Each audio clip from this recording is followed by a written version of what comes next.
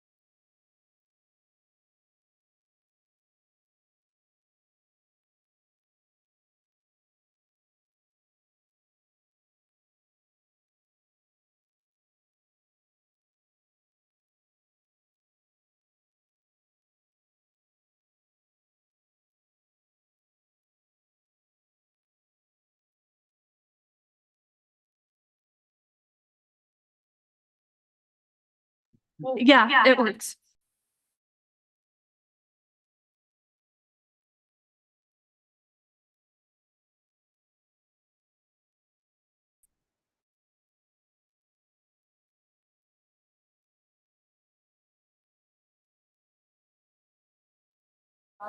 Yeah, it works.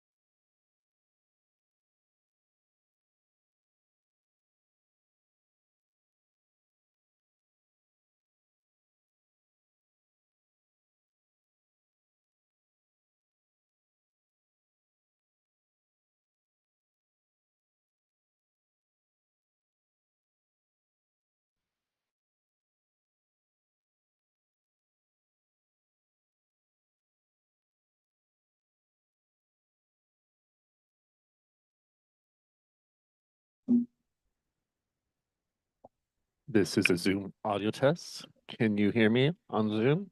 Yes. Great. And we can hear you. Thank you. Do you need to see me? Because I don't think you need to see me. Only if you want to be seen when you're, and if you're presenting or asking a question. Otherwise, no. Will there be a Q&A here?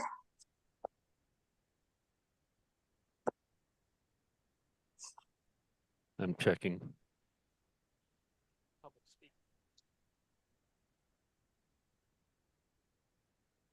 There's public comment, which is open to, I believe, members of the public in a certain section. At the later part of the meeting, right? Correct. Is the Q&A.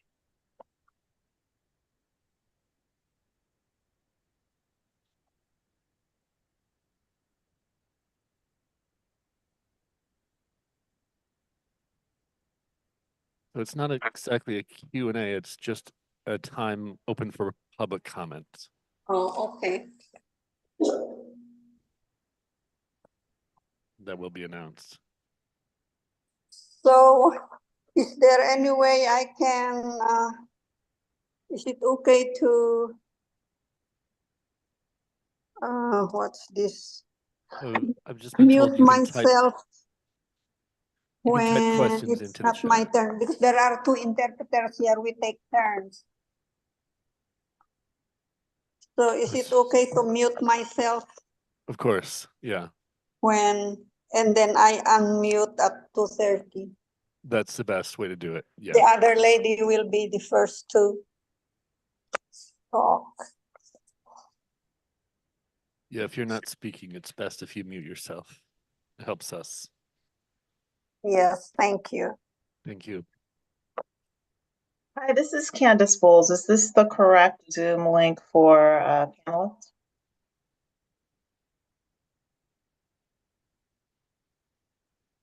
Yes, that you're on the correct link. Okay, thank you. And we see you. Thank you.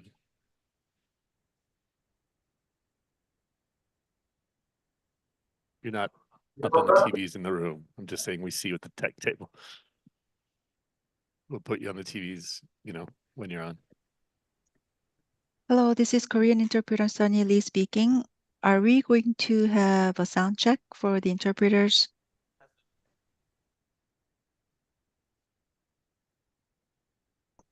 This is another Korean interpreter as well. I sent a chat message to Camille and the host asking the same question.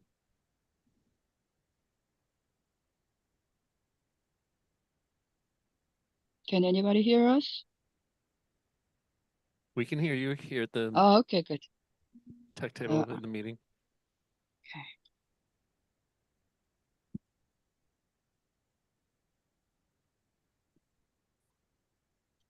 We're checking on the Korean interpreters.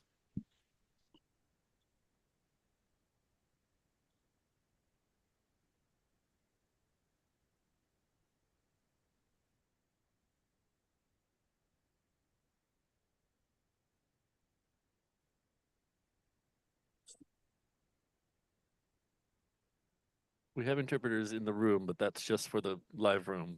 The interpreters that are on Zoom are separate on Zoom. So if they want to test that, you're welcome to do that on your own.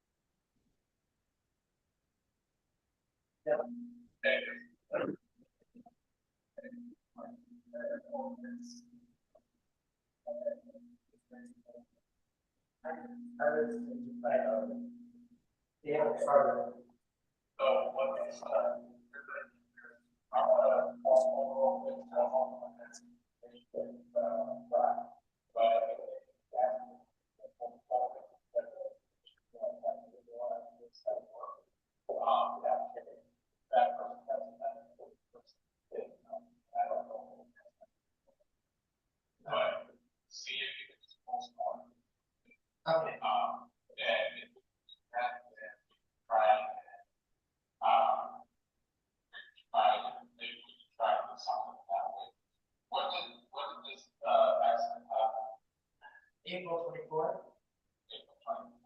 Yeah, I'm sorry.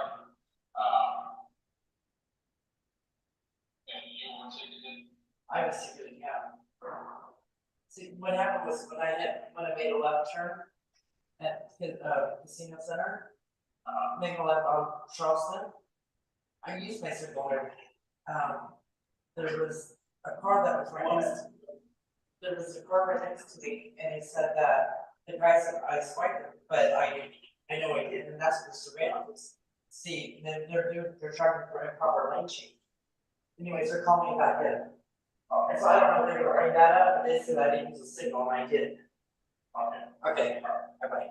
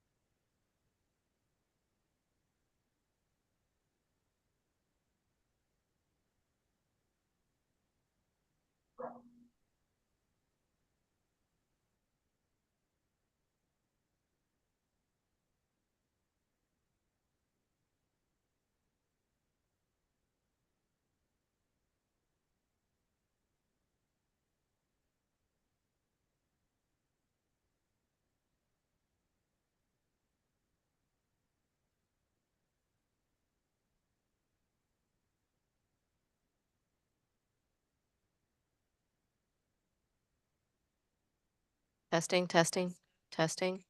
You can hear me? Testing. Oh, good afternoon, everyone. We'll get started in a few minutes. There are pastries and beverages outside in the foyer, should you need to refresh yourselves.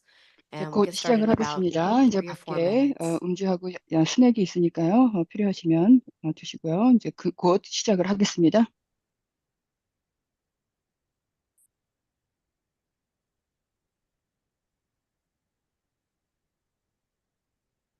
Selma, nandiyan ka ba? Selma.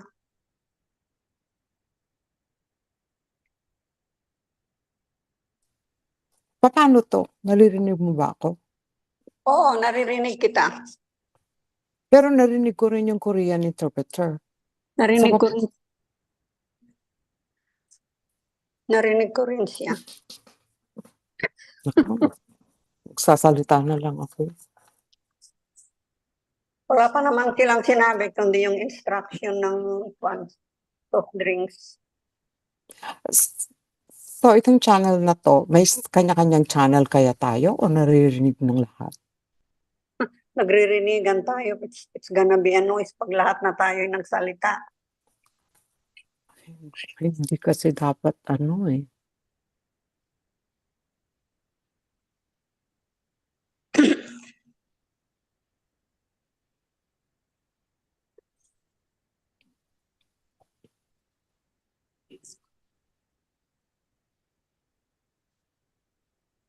Sana naman hindi lahat doon nakikinig sa atin. Hindi naman siguro. Sa headset lang. Huwag naman. Noise ang labas niyan pag naka-on lahat na sabay sa kanya-kanyang dapat.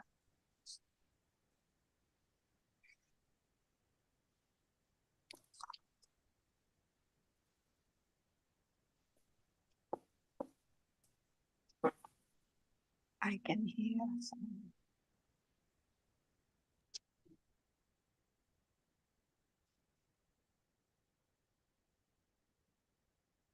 Candice, Spanish interpreter. Kasi This walang is just a reminder specific. for the interpret. This is a reminder for the interpreters to make sure and be on the interpreter channel so that it doesn't get mixed with the rest of the audio in English. Thank you. How do we get to the interpreter's channel? I don't see a button.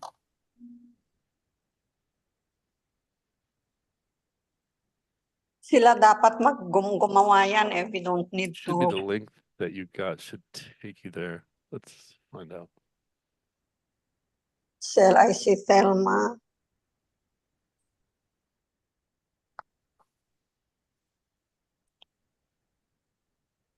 Nakikita ko ang pangalan mo. Oh, hindi ko pa nakita yung pangalan mo. But that's my problem. How do we get to the interpreter's channel? Kasi wala yung pangalan ko dahil hindi nga nila Ah, ayan. Alam ko na. This, Hindi alam mo nila- yung interpreter. So I guess nandun na tayo. Ako itong walang pangalan. Siguro may isa dito na walang pangalan. Oo nga, hindi ko nakita yung pangalan mo kanina. Tinitignan ko. Hindi ko rin nakita pero ako itong walang pangalan. That means talagang hindi nila ako napadalhan. Mhm. Pero andyan ka naman. So, Nandito ako. ay, sila daw ang mag-a-assign. Baka Eh, isang paano sa yan? ating dalawa. Basta nag-choose ako ng Tagalog pero ewan ko if that's for us o para doon sa listeners. Tagalog interpreter sabi. Dalawa Good ang Thelma. afternoon. We're going to ask folks to please be seated so that we can call the meeting to order. Thelma. Naku, Agustin. mag-interpret na ako. And I'm going to Yeah. turn it over to Commissioner Bowles. Ibibigay ko ito kay Commissioner Pauls. And before we get started, there's a bit of an echo. But before we get started, we're going to encourage people that come to the mic for public comment or using the At mic bago tayo to speak loud magsisimula, into the mic and to speak hinihikayat namin slowly. ang lahat We na do pupunta sa have mic kung this meron meeting silang kung interpreted gusto into nilang several magsalita. languages. So Ito ay in order to be iniinterpretan o respectful of the sinasalin ng sa iba't interpretation and to ibang allow lengguwahe o salita different communities to be able to join and engage, please speak slowly. ah, Commissioner para Bowles? sa mga iba-ibang committee kung mangyari I namang ay apologize. magsalita On ng the banayad. Zoom, the interpreters are still not assigned, I believe, so we can hear the interpretation Oh, as we're speaking. We'll give it just a second to get that adjusted.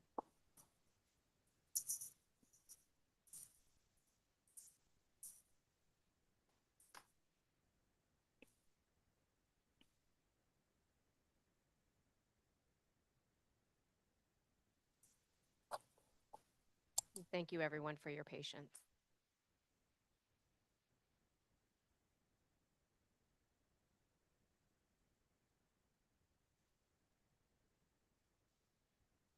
Okay, I think we may be ready to start.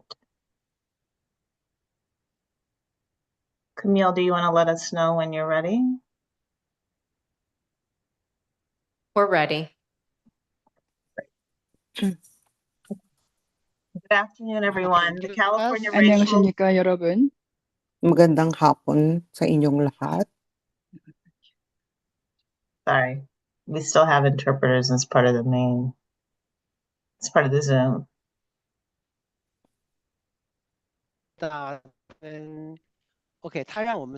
Hello, this is Cambodian interpreter. Can you hear me, the technician? In the back are connecting. Yes, this is the Tagalog interpreter. I'm hearing other interpreters too.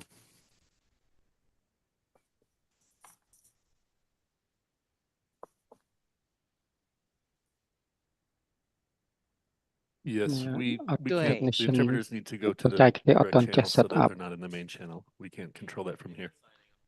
We're working on it here. Great. We can, why don't we 它这个是 listen in to see if we can original remedy 音频， the 那 issue 当然 with the 是谁 interpreters, and 做 we'll get 呢 started in 5 minutes. So at ？listen in， 问题是我们讲出， 1:42, 问题是我们 Thank 讲 you. 出去谁听呢？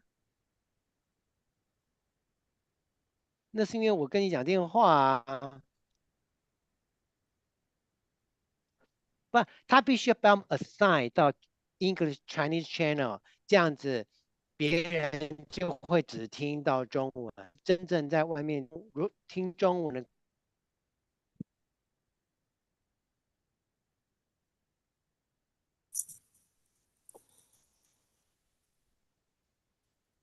mean Spanish mean អរគុណគេមានខ្មែរយើងដែរ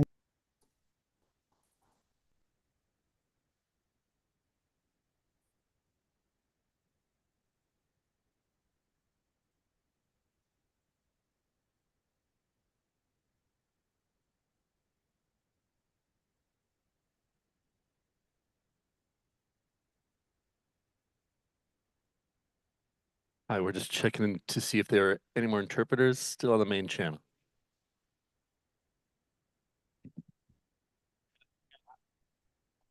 I don't know what they mean by main interpreters in the main channel. Interpreters, could you please talk to see if we can hear you? Interpreters, Yes. could you please talk to This see is if the we can hear you? Tagalog interpreter. This Can is you hear Korean me? interpreter, Oh my Sunny. God. I can hear everybody. So you're still on the main channel. Yeah. Korean Tagalog. Yeah, that's because we have we not are been supposed assigned to. Okay, now, as far as I know, all interpreters are supposed to be listening in through the original audio. And other language speakers are supposed to be listening in to the language from the language that they choose in this list.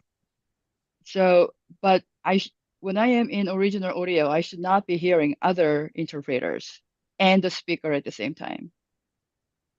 So we were not assigned to our respective language channels. So if we click the interpretation icon, the only option that we can choose from is listen in, but we're not participants, so I don't think this is relevant for us. I This is agree. not something, right? This is not something we can control. It should be done there. By the host. We're working on Right. it here. We're Okay. working on that here right now. Thank you so Okay. much.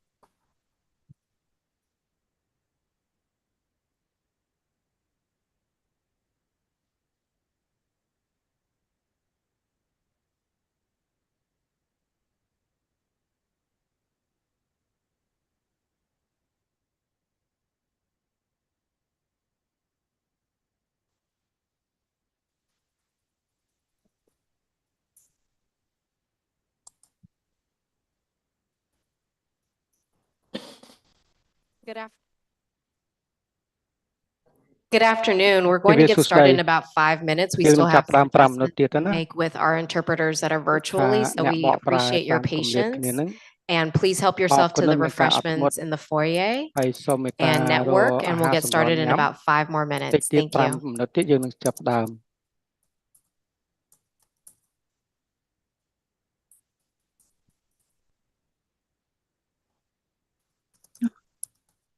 ខ្ញុំយើងទៅចូល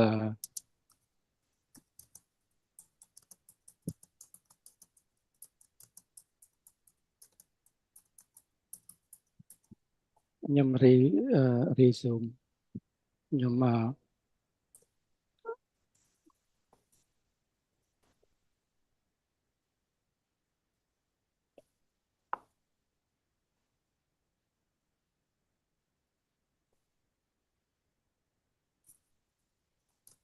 ខ្មែរអត់មាន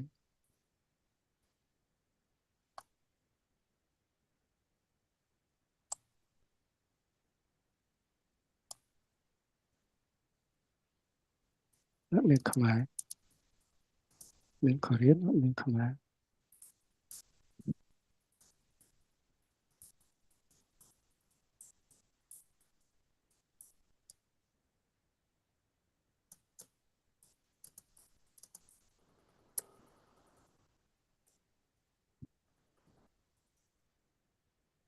Hello?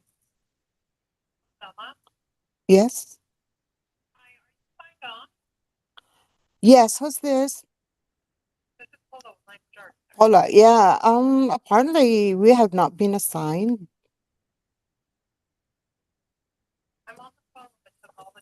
Yeah, Mandarin interpreter, we have not been assigned either.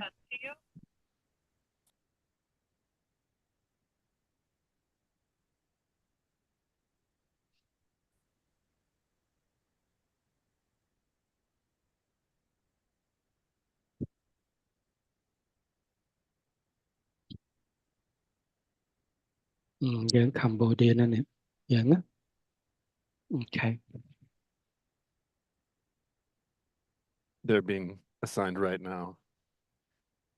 Just please stand by.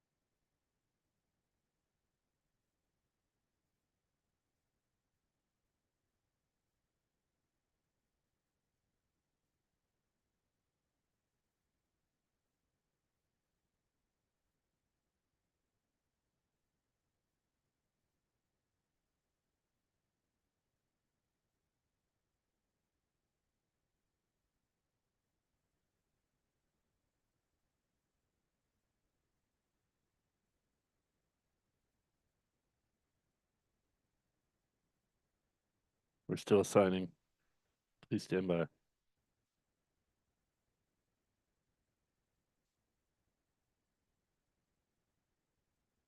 Korean should be good now. Chinese should be good.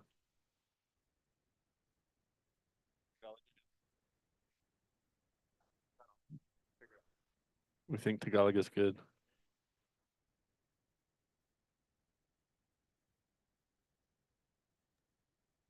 Hello? Are there any interpreters who still are not connected to the interpreter channel? This is Mandarin interpreter. Cantonese interpreter. Tagalog interpreter. I'm still hearing the other interpreters. Yeah, I don't think I should hear other interpreters' voice though. Of course, it will be difficult for us to interpret if we are hearing each other while listening to the speakers. Yep, that's what they're working on. Okay.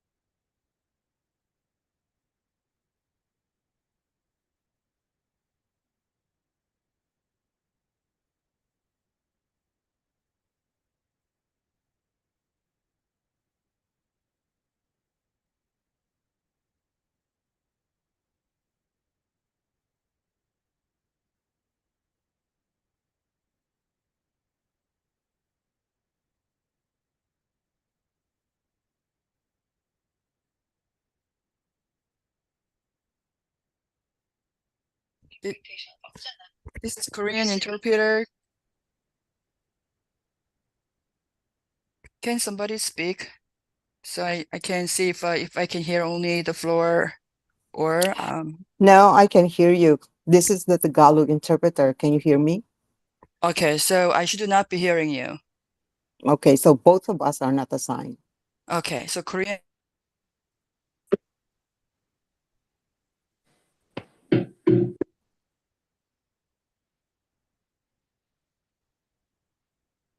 Thanks for letting us know they're still working on it. Hi, this is a Spanish. This is a Spanish interpreter. Can you assign me on the new device, please? Thank you so much.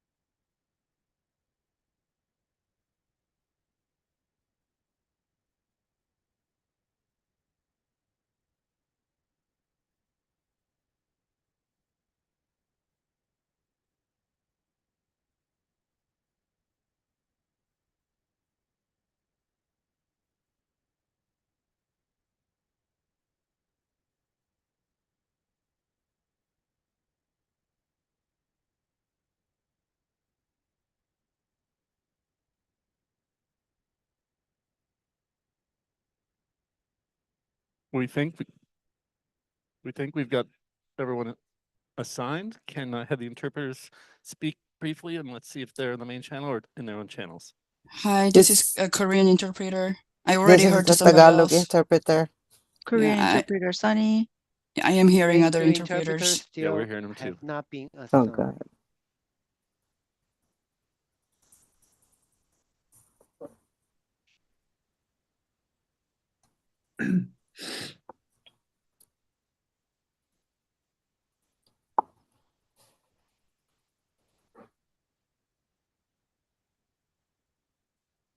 There's some Zoom problem here. It's not filtering you correctly. Can I have?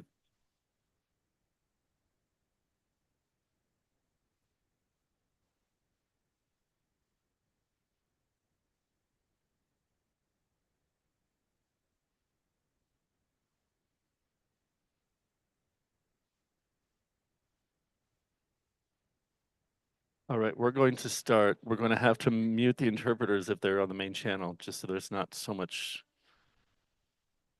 cacophony. I don't know what's going on. We don't know what's going on with the Zoom, but we are going to have to start the meeting.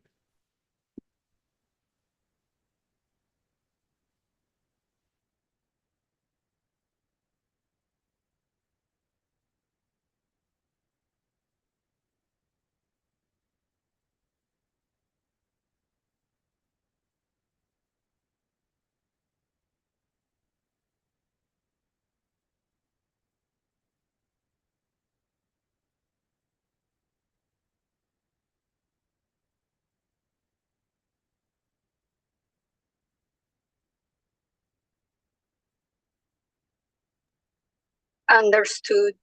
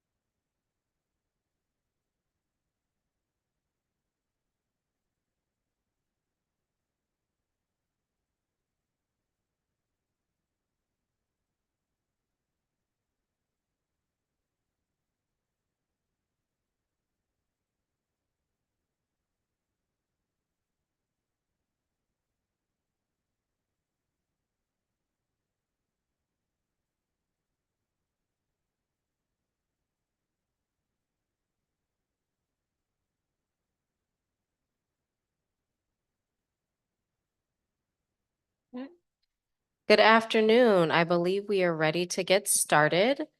I'm going to turn this over to Commissioner Bowles to get us started. យើងនឹងចាប់ផ្ដើមទិវាសួស្តីយើងចាប់ផ្ដើម So there's still one interpreter who's not muted, so I can hear that interpretation. Commissioner Bowles, can you let us know what interpreter you're hearing so we can mute them on our back end? I can see that the initials are MA. AV, can we mute MA, please?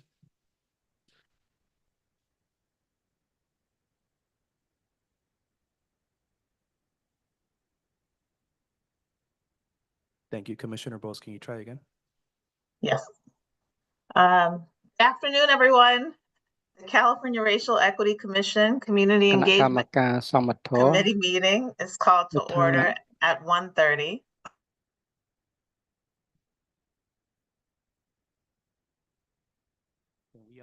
Can we unmute Commissioner Bowles, please?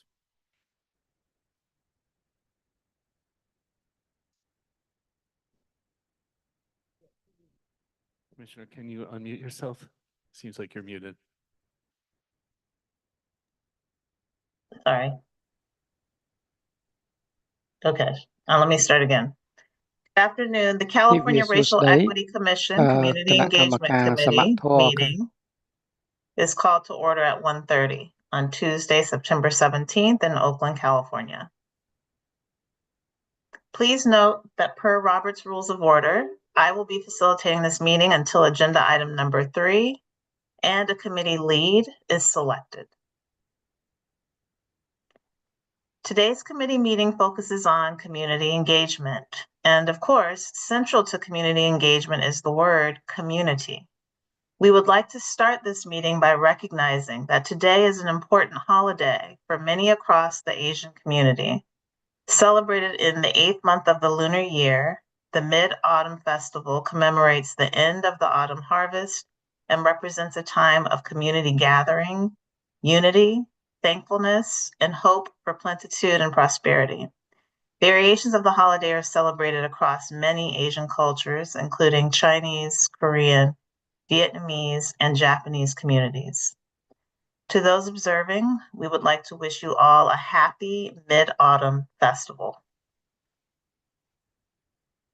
In addition, while we celebrate Hispanic and Latino communities beyond this month, from September 15th to October 15th, we give extra recognition to the many contributions made to the history and culture of the United States, including important advocacy work, vibrant art, popular and traditional foods, and much more. As we begin today's meeting, we do want to note a couple of items. First, as we continue to engage guest speakers, presenters, and the public, we want to name that the information and opinions expressed by presenters or public commenters before the commission reflect the views of the speaker.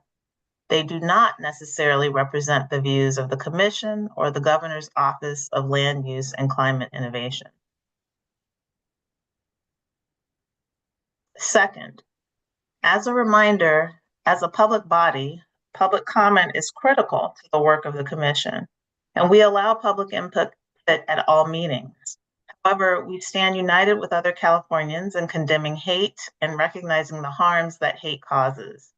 A hate act is a hostile expression or action committed in whole or in part because of a person's actual or perceived identities or characteristics, including race, color, disability, religion, national origin, sexual orientation, or gender, including gender identity, and or because that person is part of a protected group.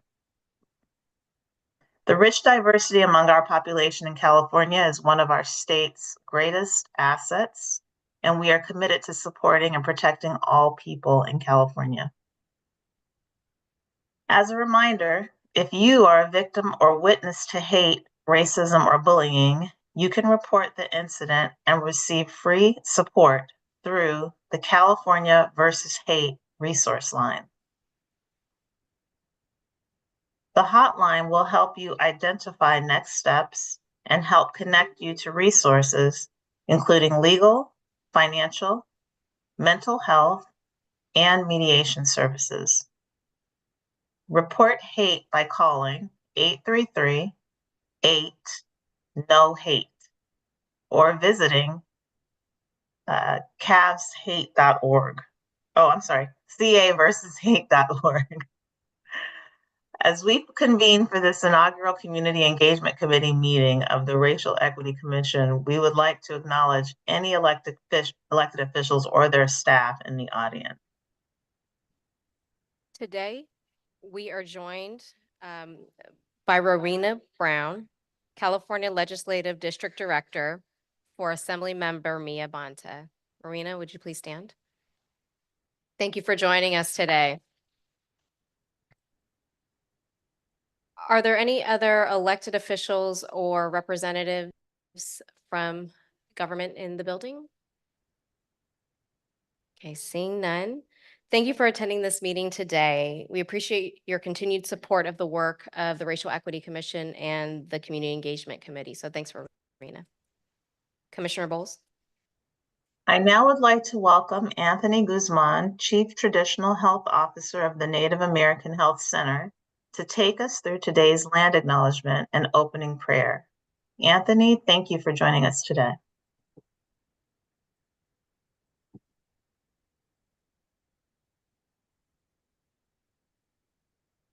Let me get this adjusted.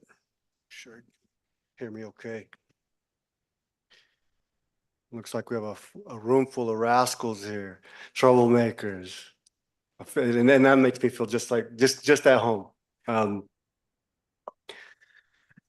As an enrolled member of the Yuan Ori Indian Reservation, in the Northern Ute tribe, I acknowledge that today I stand in the homeland of our Ohlone relatives, particularly the Ramaytush, the Mawikma, and the Confederated villages of Lashon. I am so deeply inspired by these relatives to see them not only surviving, but they are thriving in one of the largest metropolises in the world. Cultural revitalization, land restoration, sovereignty advocacy, and an increased visibility that just demonstrates not only their strength, but their intergenerational resiliency. This beautiful land that is full of abundance wasn't always called Oakland or San Francisco, the town, the city. The original inhabitants called this place Hu Chin. So today we're doing Hu Chin business. Today, that business means ensuring that our most vulnerable relatives get the care that they need, ensuring that those that are on the margins are brought into the circle. So with that being said, I want to offer this prayer. God, Creator, we call upon you today to give thanks for every waking moment, for our joy and our grief, for the gift of life and light. God, Creator, we thank you for the laughter of the children who fill our homes, for the songs of our elders who soothe our aching hearts, and the sacrifice of our ancestors that hold us steadfast. God, Creator, we ask you today to fill our hearts with love and compassion, our minds with resolve and prudence, so that we can build a promising future for the generations to come. Guide our decisions so we can create the greatest good and honor life of all people, leaving no one wayward. God, Creator, I ask you to bless each and every single one of us that are here today, that are on this call, and those that we serve. Last and not least, bless our home. God bless Oakland. God bless Hu Chin. Matakiase, all my relations. Amen. Thank you. Thank you. Thank you, Anthony, for that acknowledgement of Hu Chin and that beautiful prayer. Our agenda for this meeting covers 7 agenda items. We have hard copies of the agenda available in the room. Materials are also available online at racialequity.opr.ca.gov. Dr. Estes, can you please provide a brief overview of the agenda for this meeting? Thank you, Dr. Bowles. Today, we of course heard from Anthony Guzman, Chief Traditional Health Officer from Native American Health Center, with the land acknowledgement and opening prayer. After we review the agenda, we will go over the quorum establishment process. We will then have public comment on items not on the agenda. We will then go into a selection of a committee lead and have a discussion over the committee and the role of the Community Engagement Committee. We will then take a brief break and then transition into a panel discussion called Transforming Communities Through Engagement, which will feature speakers from the Black Cultural Zone, Asian Health Services, California Air Resources Board, and Somos Mayfair. We'll then wrap up with some action items for staff and adjourn the meeting and transition into a community meet and greet, which everyone in this room is welcome to join to learn more organically about the Racial Equity Commission and the work that we are charged with doing in establishing a racial equity framework for this state. I will now turn it over or back to Commissioner Bowles to introduce Agustin Arreola, Manager of External Affairs for Strategic Growth Council. Agustin Arreola, External Affairs Manager of the Strategic Growth Council, will lead the roll call to establish a quorum and provide an overview of the public comment process.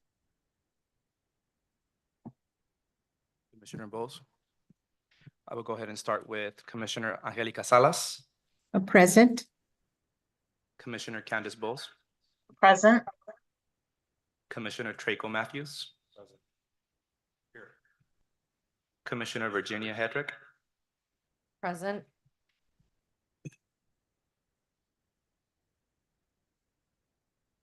thank you. We do not have quorum. I will hand it back to you, Commissioner Bowles.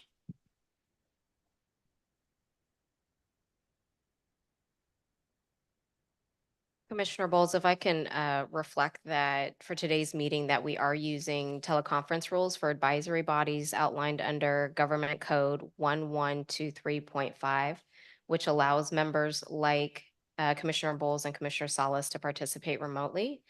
And under these rules, the committee will be able to vote on proposed actions and bring them to the full commission tomorrow at our September 18th meeting in Martinez.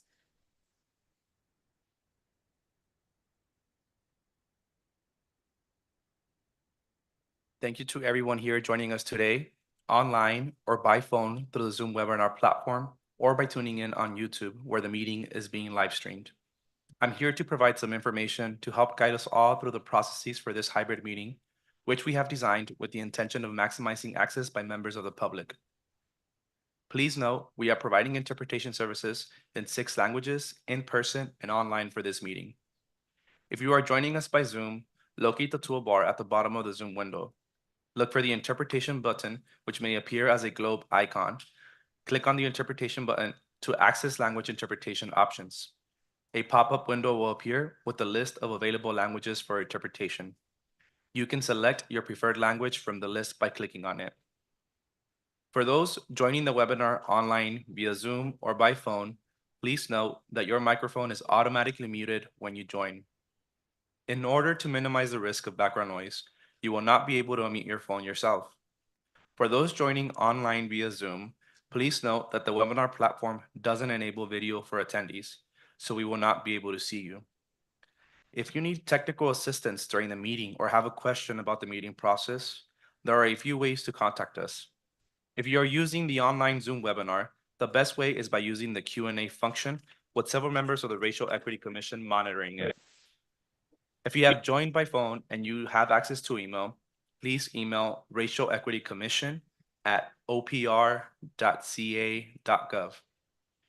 To submit in-person public comment, you can pick up a public comment card by the sign-in table and return it back to one of the podiums where I am located at. If you plan to make public comment virtually, you must be joining the meeting via Zoom, either through the webinar platform or by the phone option. You can visit racialequity.opr.ca.gov/meetings and complete the public comment form linked on there. You'll need to complete a separate form for each item on which you wish to speak. You may complete a form at any time during the meeting. When the chair opens a public comment period for your item, we will call on your name. When you hear your name in that list, please raise your hand on Zoom. To do this online in the Zoom webinar, you can click Raise Hand under the Participants menu. You can find that at the bottom of your screen. To raise your hand by phone, press *9. When it is your turn to speak, a member of our team will unmute your microphone. If you are online, you will see a window pop up alerting you that the host is unmuting you. You will need to click on the option to approve unmute. After that, you can begin to speak. If you are on the phone, you will hear a recorded message alerting you that your line is unmuted. You can begin to speak as well. Each speaker will have a maximum of 2 minutes to make their remarks. Speakers requiring or using translation services are allotted 4 minutes to facilitate full participation. If you are online, you'll see a timer pop up on your screen. Please monitor that and wrap up your remarks accordingly. Whether you are online or on the phone, the chair or staff will notify you when your time is up. After that, we will mute your microphone. You do not need to take additional action. If you are unable to complete the online form, but would like to make a public comment, please email racialequitycommission@opr.ca.gov with public comment as a subject. Thank you. Back to you, Director.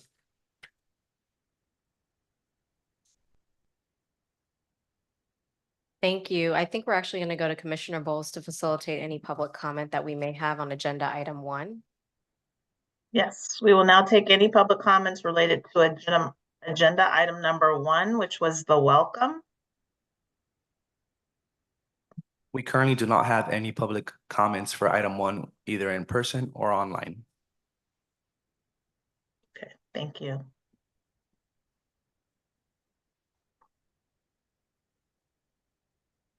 Let's see.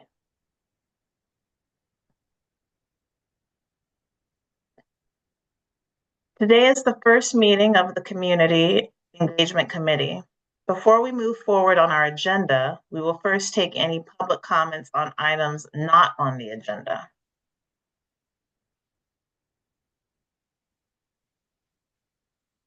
Thank you. We have one online public comment for item number 2. Pedro Trujillo, can you raise your hand?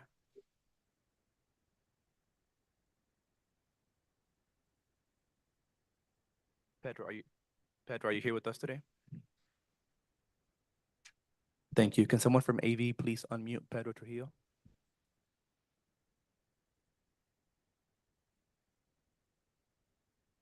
Pedro, once you are unmuted, you may begin your public comment.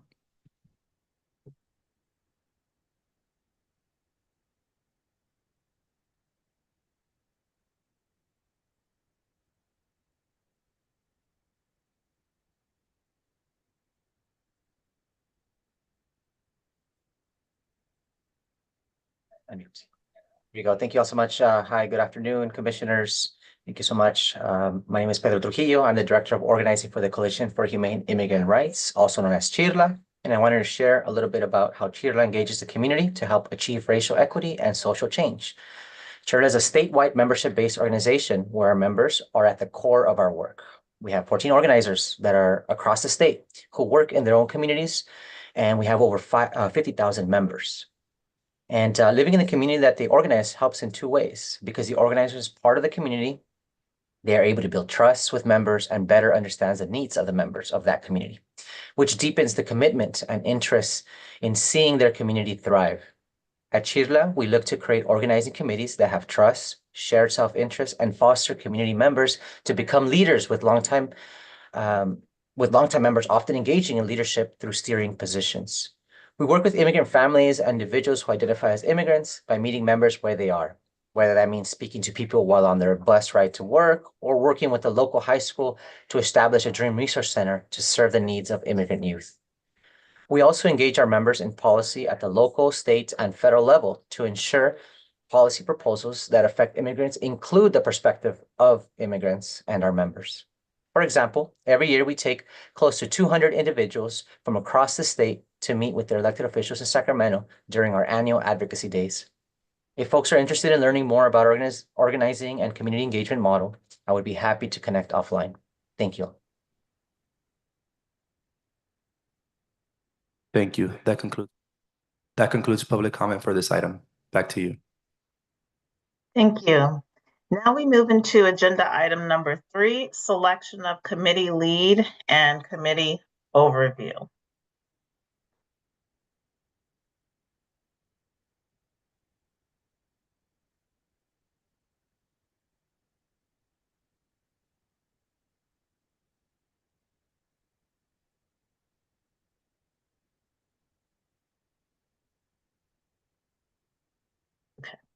As an order of business, we will now select a committee lead. The Community Engagement Committee lead will be responsible for presiding over Community Engagement Committee meetings and will work closely with the commission staff to develop meeting agendas that advance the work of the committee. Since there is no lead at this time, I will facilitate the nominations and voting process for the committee lead. We will be conducting a roll call vote to facilitate a recommendation to the full commission for election to the office.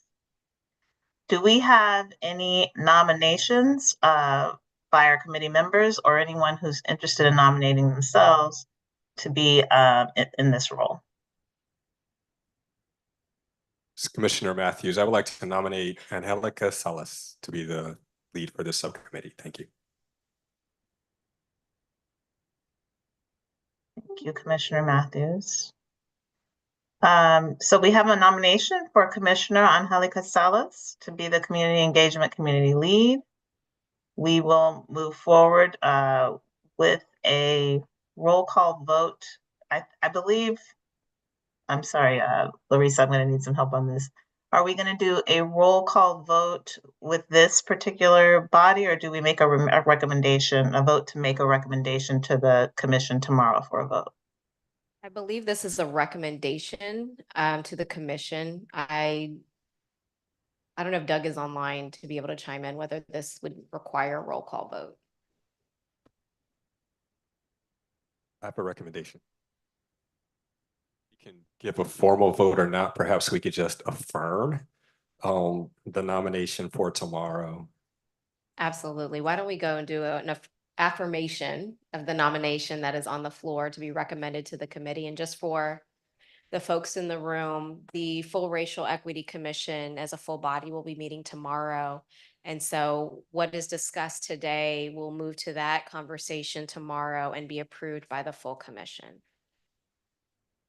We also have Doug, if you would like to hear from him, or we move forward with. Let's see if Doug does have a comment. I want to make sure we do this right. That's fine. That'll work. Okay. So for the Office of Community Engagement Committee Lead, Commissioner Angelica Salas is nominated. Commissioners, please express yay or nay to express your affirmation of this vote or this candidate and our agreement to bring this to the full commission tomorrow at the commission meeting. Thank you, Commissioner Bowles. Before I proceed with the vote, with the recommendation, Doug, I see you're off unmuted. Can you go ahead and give us your recommendation, please? That approach should be fine. Thank you. I'll begin with roll call. Commissioner Candace Bowles? Yes. She said yes. Yes, thank you. Commissioner Traco Matthews? Aye. Matthews, thank you. Commissioner Virginia Hedrick? Aye. Thank you. And Commissioner Angelica Salas? Accept and yay.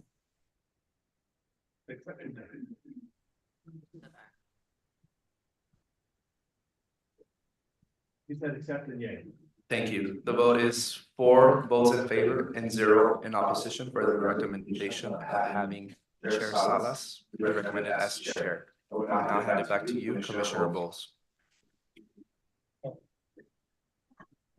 Thank you, Augustin. As the next step in the process, we will bring this recommendation to the full commission.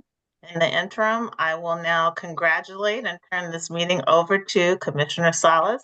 Yay! Thank you. Thank you for this. Today is the first meeting of the Community Engagement Committee. And according to our bylaws amended on July 17th, 2024, the Community Engagement Committee is a standing committee under the California Racial Equity Commission.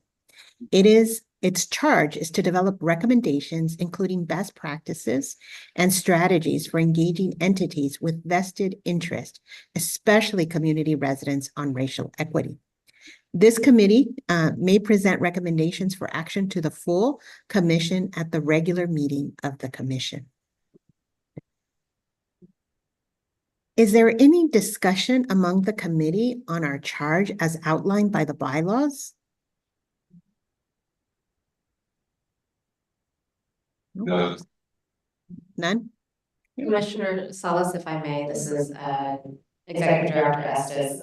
I did want to bring the public as well as the committee's attention to some of the documents that have been shared publicly, including summaries of our community engagement to date, including engagement that happened in Lamont, California, in Los Angeles, California, and in Riverside.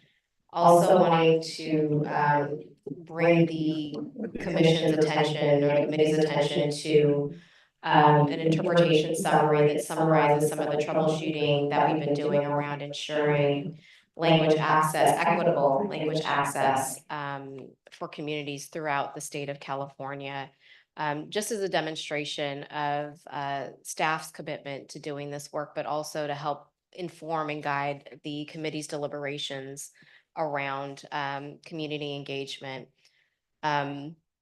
I'll turn it back over to you to introduce the community engagement brief that was developed by staff and in partnership with Vital Research, but did want to make sure that the committee was aware of those documents to inform you all in your deliberations and inform the work that is already, or share the work that has already been done today. Thank you so much for that addition. Continuing, so our commission staff worked with researchers from Vital Research to prepare a community engagement brief to inform the eventual development of the community engagement plan for the commission.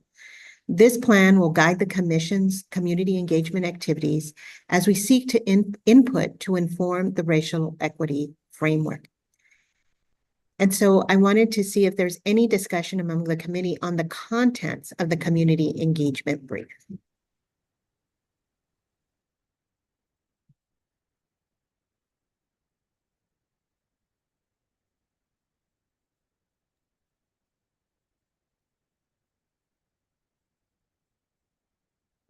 There is no public comment on this item.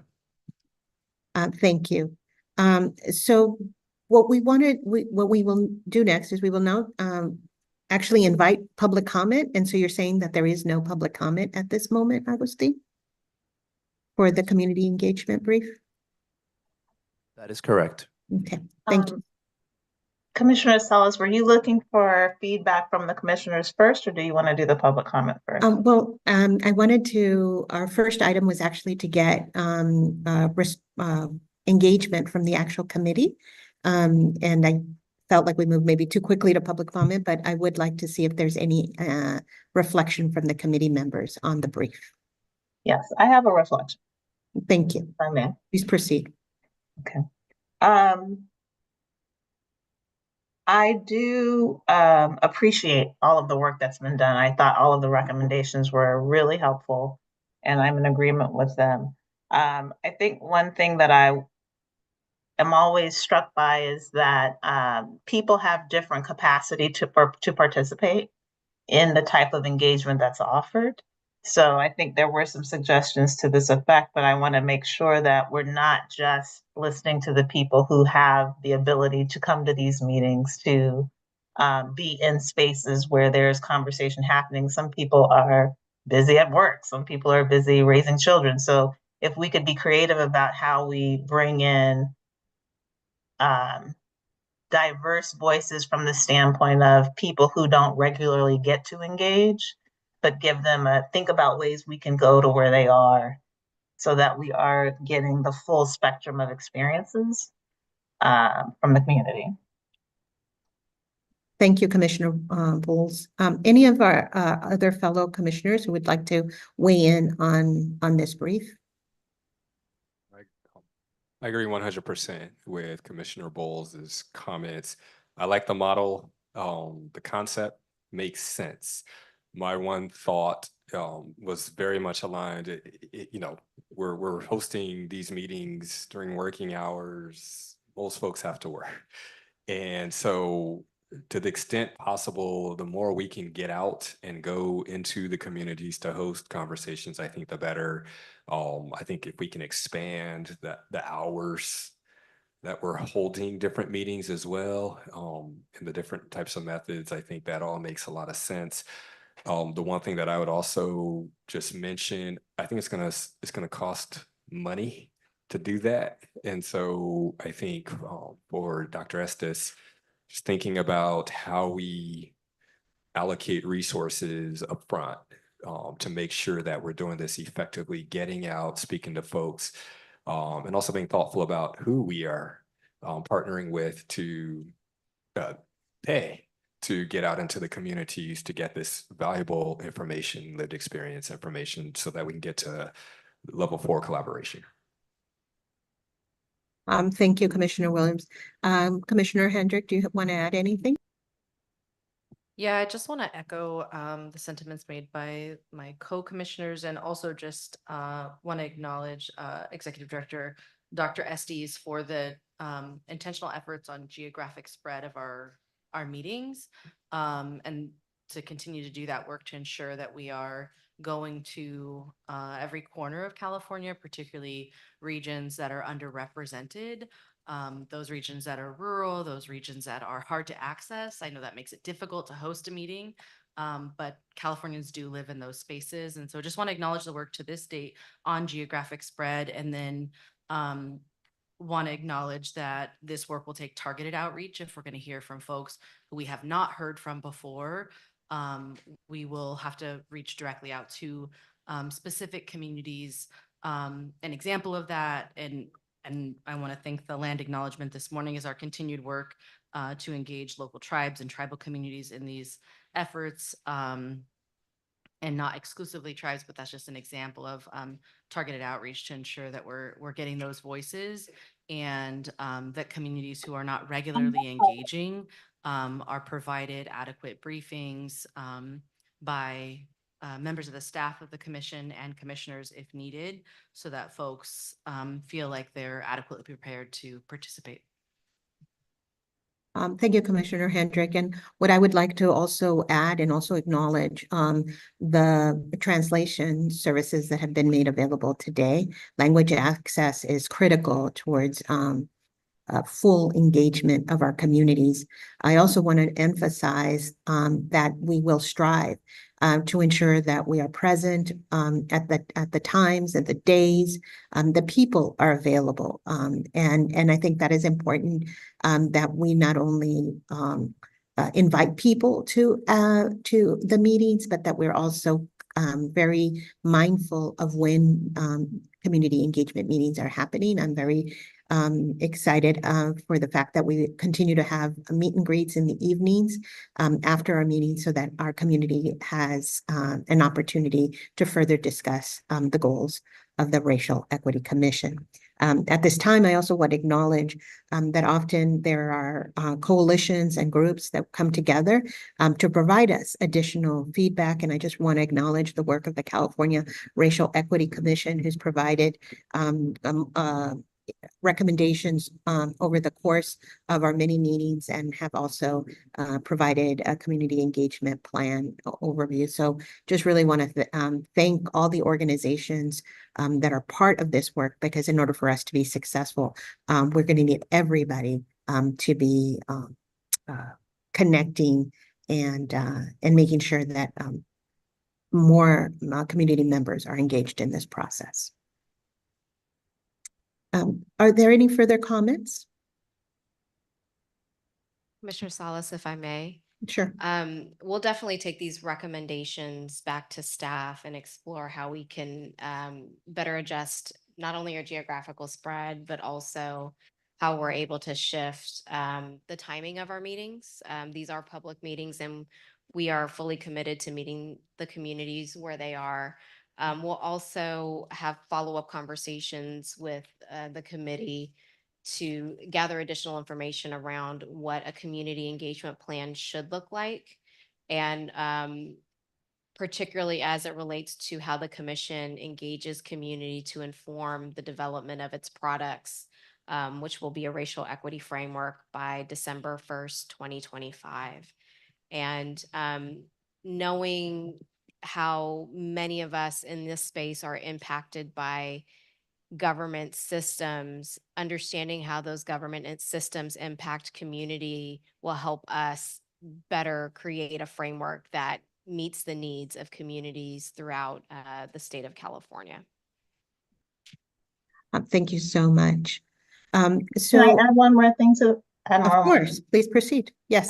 Because I also really appreciated the work of the Racial Equity Coalition, and it made me think of the thing you just mentioned, Dr. Estes, and that is this is the framework. The ultimate product is supposed to be for state agencies. So a component of the community engagement, I think, needs to be really targeted feedback from people engaging with state agencies. So when I look at, we have 150 state agencies. This is just my quick internet research. But the top 5 are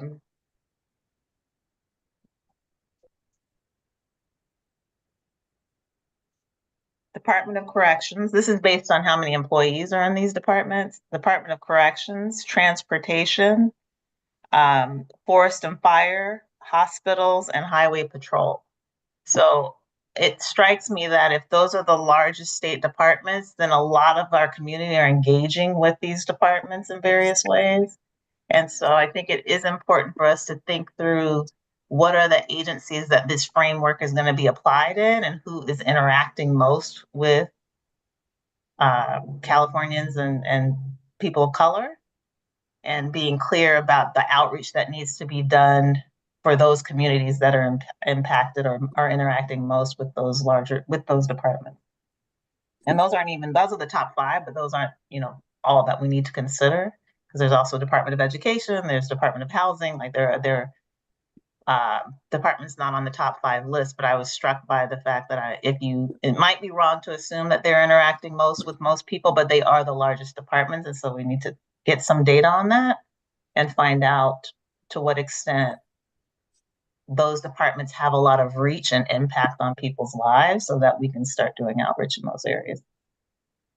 Thank you, Commissioner Bowles. And I'll just reflect that the staff is about 2, maybe 3 weeks away from surveying state agencies and departments on their racial equity work and equity work in general to better understand how they are engaging community, how they are thinking about racial equity.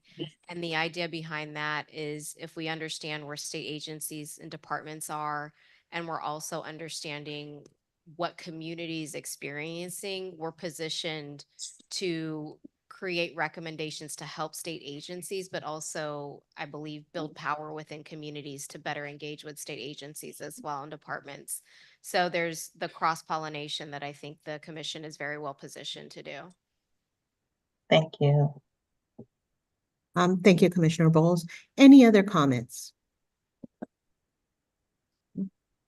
I want to open up. Okay, No, Commissioner go on. Matthews, sorry. No, go for it. Just thinking kind of ahead, I don't know how we need to strategize, but from lived experience, I have seen many frameworks and concepts roll out to state departments, and essentially they just keep all the money and hire 2 people to quote unquote do the work. If there's a way we can get in front of that and say some of this money needs to go directly to community-based organizations that are already doing the work. And I don't know how we strategize, but I think that needs to somehow be part of the framework to avoid, very large state agencies who are already pretty well resourced, taking additional resources or leveraging current resources exclusively for things that are within their purview and power. So if we can find a way to bake in some sharing of that decision-making power and some of those resources so that they are truly infused into community-based organizations or folks that have been doing this work for generations already, like the Racial Equity Coalition, I think that would be a great addition to whatever framework we build. Thanks. Thank you, Commissioner Williams. Any additional comments?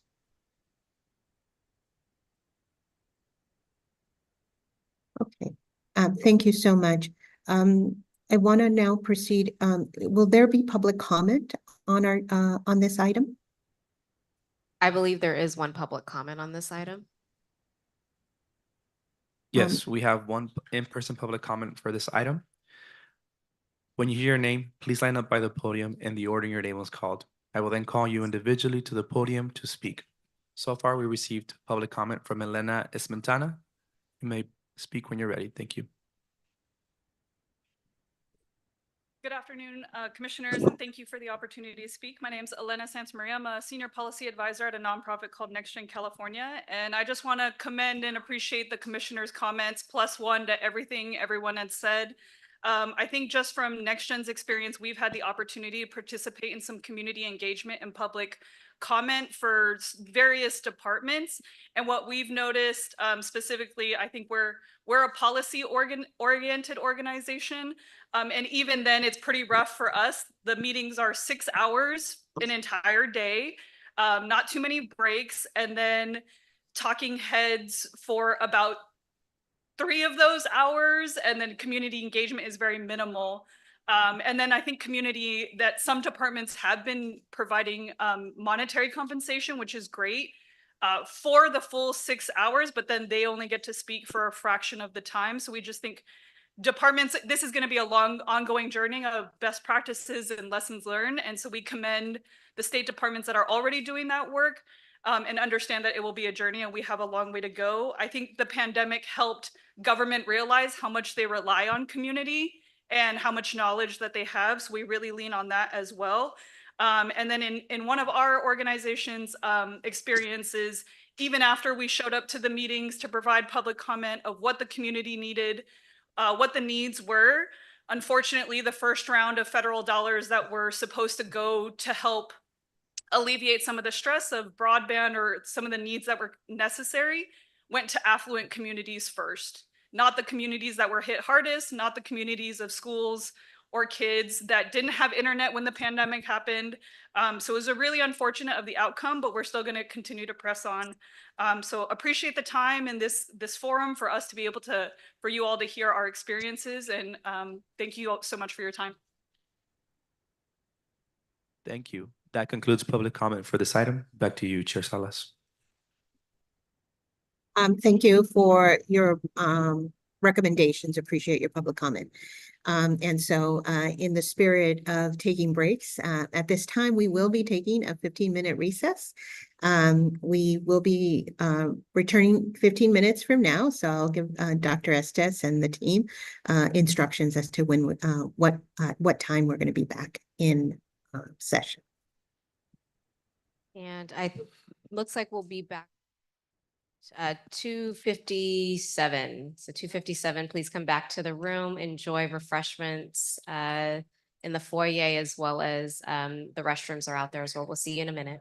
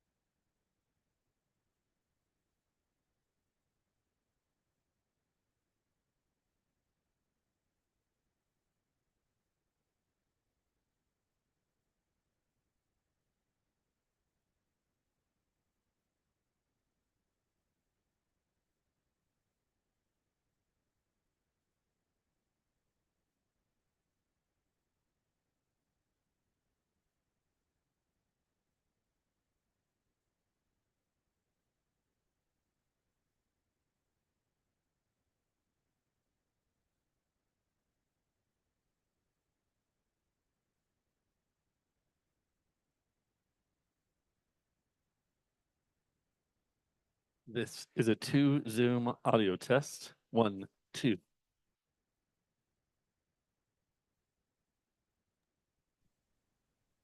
Hello.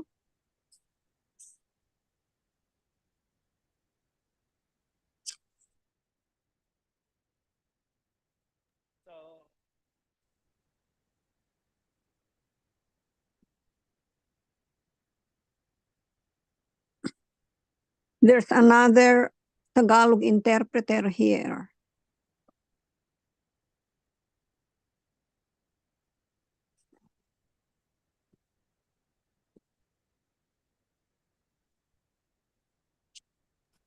Bakit? Are we assigned yet? Kasi alam mo, wala akong pangalan doon sa isang tao. Pero tinesting kanina nung mama pagdating ko kanina, naririnig niya ako at naririnig ko siya and we had a conversation. Ngayon, siyempre hindi kita naririnig. Ngayon, how do they link me to that? Naririnig ko sila. I wonder if they hear me. Hindi siguro. I'll just go ahead and interpret what they're saying. Eh, sila ang nag-mute sa akin eh. So, that means I'm not interpreting.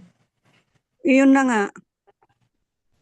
Nag-mute sila sa'yo, in-unmute ko yung akin and then I started interpreting. Nag-i-interpret ka? Hindi ako nag-interpret kasi nga, so you're okay. Hindi ka nag-interpret? Hindi, kasi sila ang nag-mute sa akin eh. Minute din ako. Ngayon Are you ko lang okay? Kasi kami naririnig ko yung mga ibang interpreters eh. That means that I was not assigned. Maybe you are assigned. Na-assign na ako ngayon? Oo, kasi hindi kita narinig eh. Kasi in-unmute ko yung aking kwan. Basta hindi kayo ginalaw kasi sila ang nag-mute sa akin. Ako rin, silang nag-mute. Eh, sabi nila, all interpreters should be muted. Kaya hindi ako nag-unmute. Kaninang mga 2:30, 2:35, akala ko automatic na mag-unmute. Tinignan ko kung pwedeng i-unmute, in-unmute ko. Eto, we are talking now. So maybe we're good to go. So, patanungin ko sa chat. Tanungin mo nga kasi. Hindi kita naririnig eh. I'm monitoring. Well, now that we have the... Can you hear me, Telma? Yes. Is Tagalog assigned?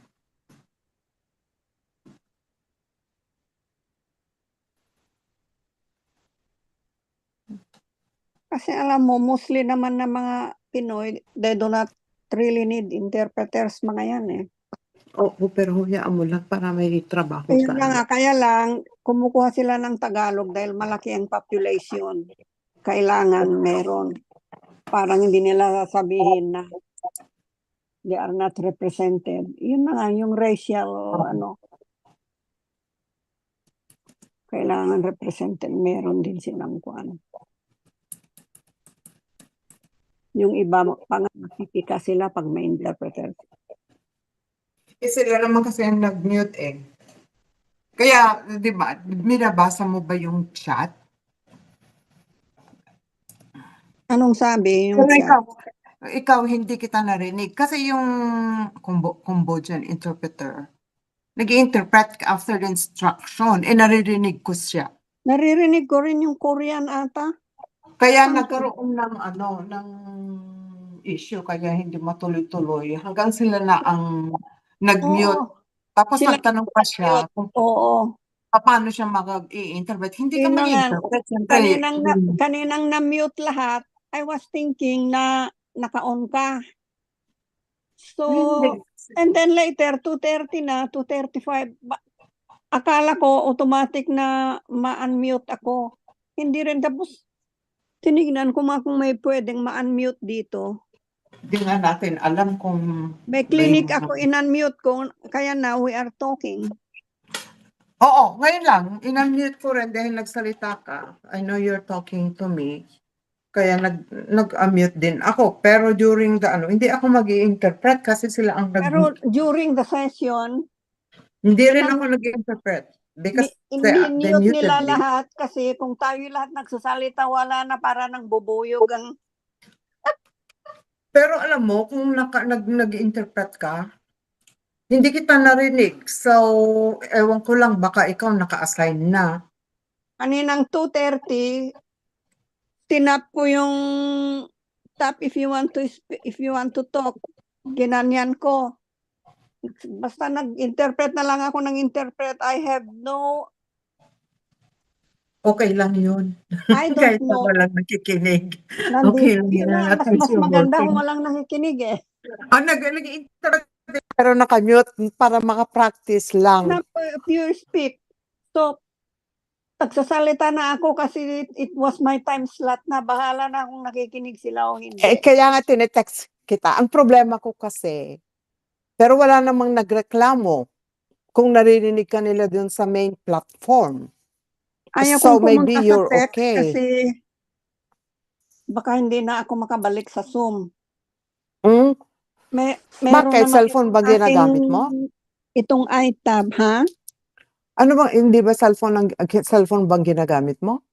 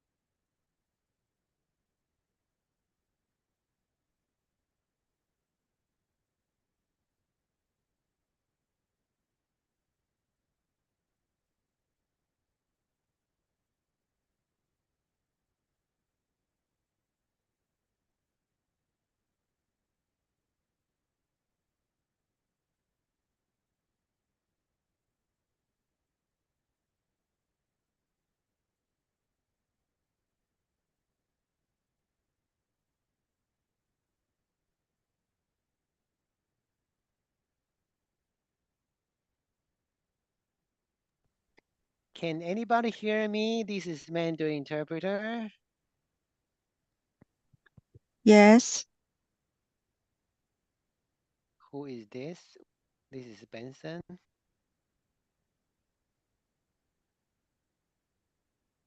Okay.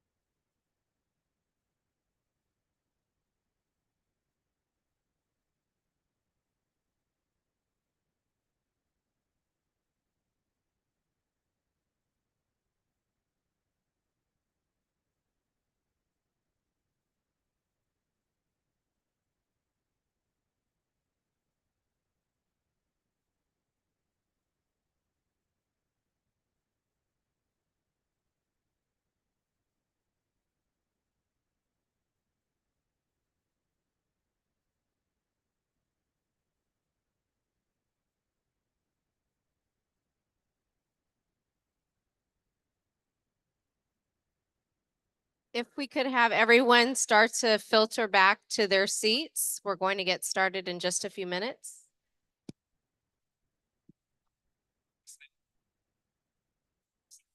I just had a tag. I don't want to sit here. I think this is super stupid.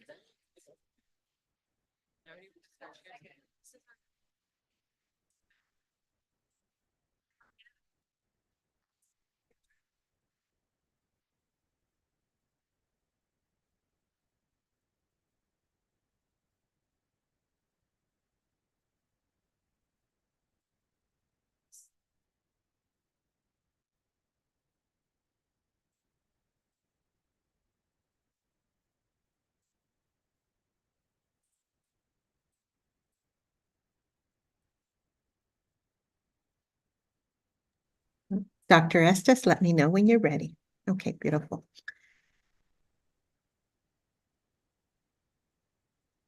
Okay, I think we're about ready to get started. Thank you.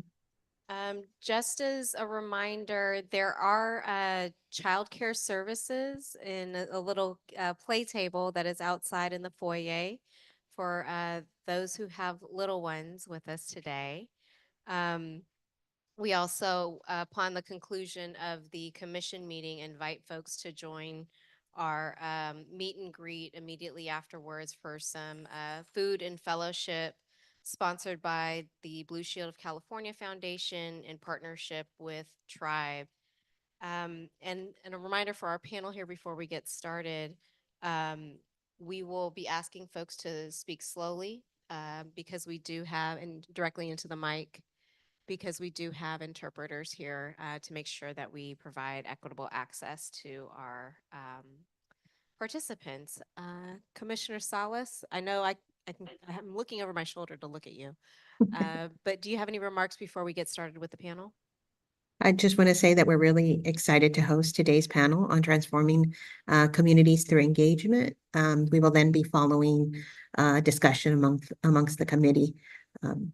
This panel will be moderated by Dr. Estes, and today's panel is an opportunity to learn from the different efforts to advance racial equity through data. We're joined today by an amazing group of panelists to share their work and their perspectives.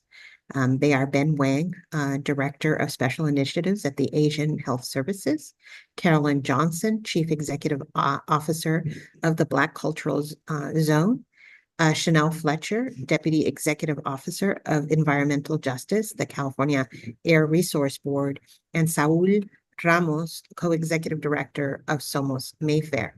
I will pass it now to you, Dr. Estes, for your facilitation. Thank you, Commissioner Salas. And community engagement is really a critical pillar necessary to advance racial equity. Community has unique experience and outcomes based on decisions that are made across sectors.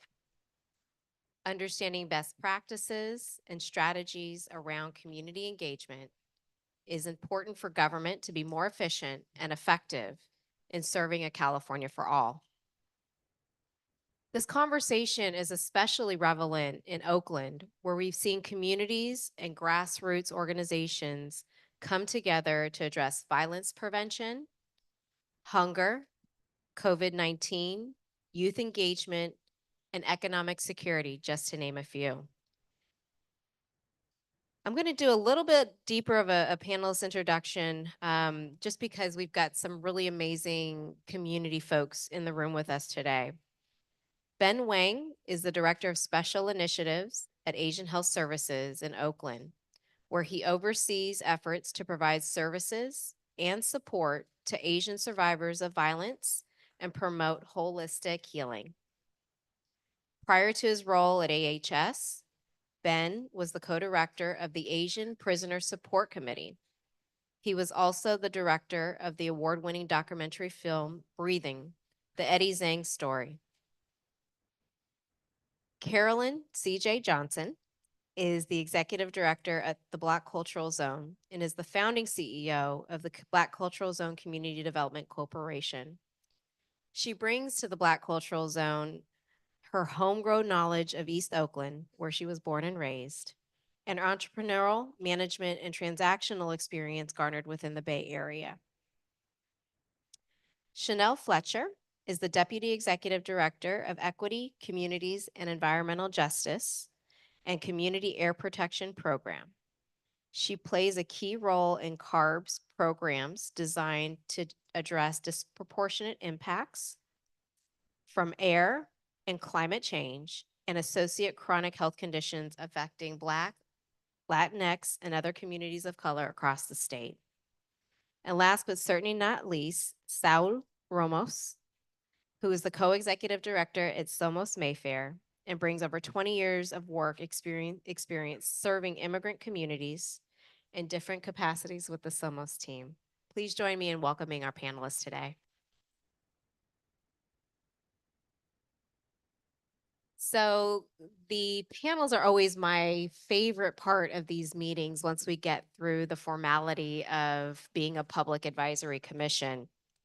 And I'm going to start with talking about giving back to community, or how do you come back to community? And much of what we do in many of our different roles is we go to community, we ask a question, we ask community for something, but never kind of give back. We take, but we don't give.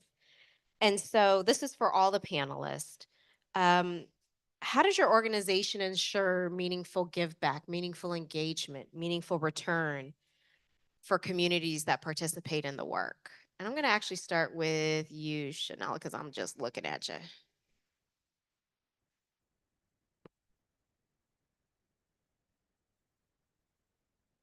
Is it on? Awesome. That is a big question. I think I'm just going to be really honest. I feel like that is something that we are honestly still figuring out. I think like many state agencies, we have a model around how we do engagement. It is honestly a lot of public workshops. It's a lot of meetings to help inform the plan. I think then we come up with a proposal, we share that out, right? Then we get comments on that proposal. We then take that back, revise it, and then come out with like a final proposal for comment. So that I think is generally how a number, like many state agencies do their quote unquote engagement work. And one of the things that I think with me coming in this position, but also quite frankly, I think in 2020, it really was a moment for our agency to start thinking about, wait, we are dealing with a racial reckoning. We are seeing the impacts of this model and what it means and what it does to communities and how it is not helpful. I won't lie to you and say that we're instantaneously changing as an agency at the California Air Resources Board, but what we are starting to do is really grapple with what does it mean to give back? How do we work with communities in a way that's not extractive, where we are the ones taking? And those are really challenging, hard questions to ask, especially when I think you're a bureaucracy that's been around for a number of years and also have a number of political pressures. So I think we are in the process of that, but I don't think we've quite figured it out yet. Ben, would you like to jump in? Sure. Good afternoon, everybody. Thanks so much for coming out on your weekday. And also big thanks to Dr. Estes and the commission, and also a big shout out to Tribe for hosting today's festivities.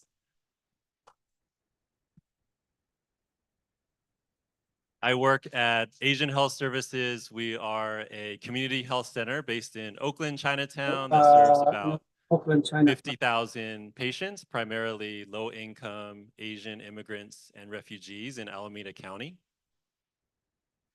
And for us, I feel like community engagement it's not a transaction.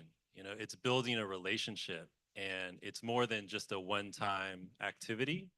And so we have a few programs that I think aspire to deep engagement, including patient leadership councils that meet monthly to provide opportunities for our patients to give a voice about our internal policies, as well as public policies and opportunities to advocate for health equity and racial justice. Another example, recently in my program, we focused on community-based solutions to safety and healing. So recently, earlier this year, we organized with 12 Chinatown seniors, Chinese seniors who were connected to Chinatown. And we really wanted to prioritize increasing opportunities for exposure and learning that they may not have had access to. And so we were able to, through partnerships with the Oakland Chinatown Coalition, with APEN, EBALTSI, and AWA, we took these 12 Chinese seniors to West Oakland to learn about history of redlining and segregation, but also about the history of the Black Panther Party and West Oakland Health Council, now Baywell Health. And they shared that this was some of the first opportunities to learn this type of history in their community. And we also took the seniors to the San Quentin Roots program to meet with some of the incarcerated students there. And they were able to hear directly about these incarcerated community members, their experiences with childhood trauma, with domestic violence, with exposure to violence at a very young age. And this was a type of engagement that they shared later, where these seniors are now advocating for better support and resources for young people in Oakland, advocating for language access, advocating for mental health care for all, and advocating for reentry resources for people returning home from prison and jail.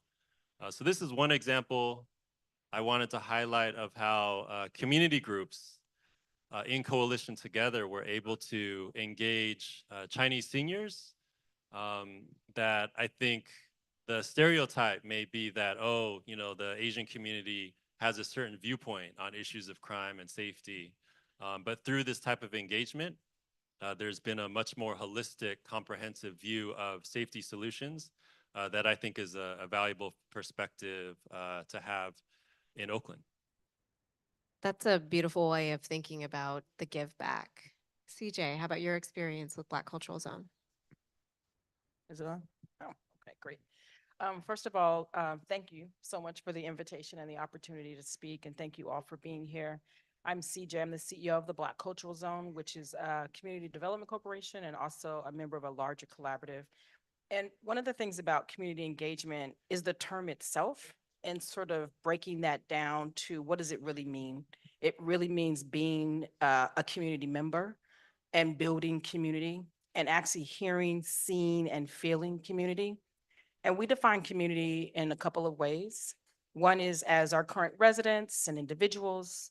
We define community as the organizations who are aligned, whether they're private or nonprofit, to support community, our future generations and our ancestors. And we have to think of all of those collectively to make sure that we're doing them justice, that we're hearing, that we're seeing, that we're responding to the need.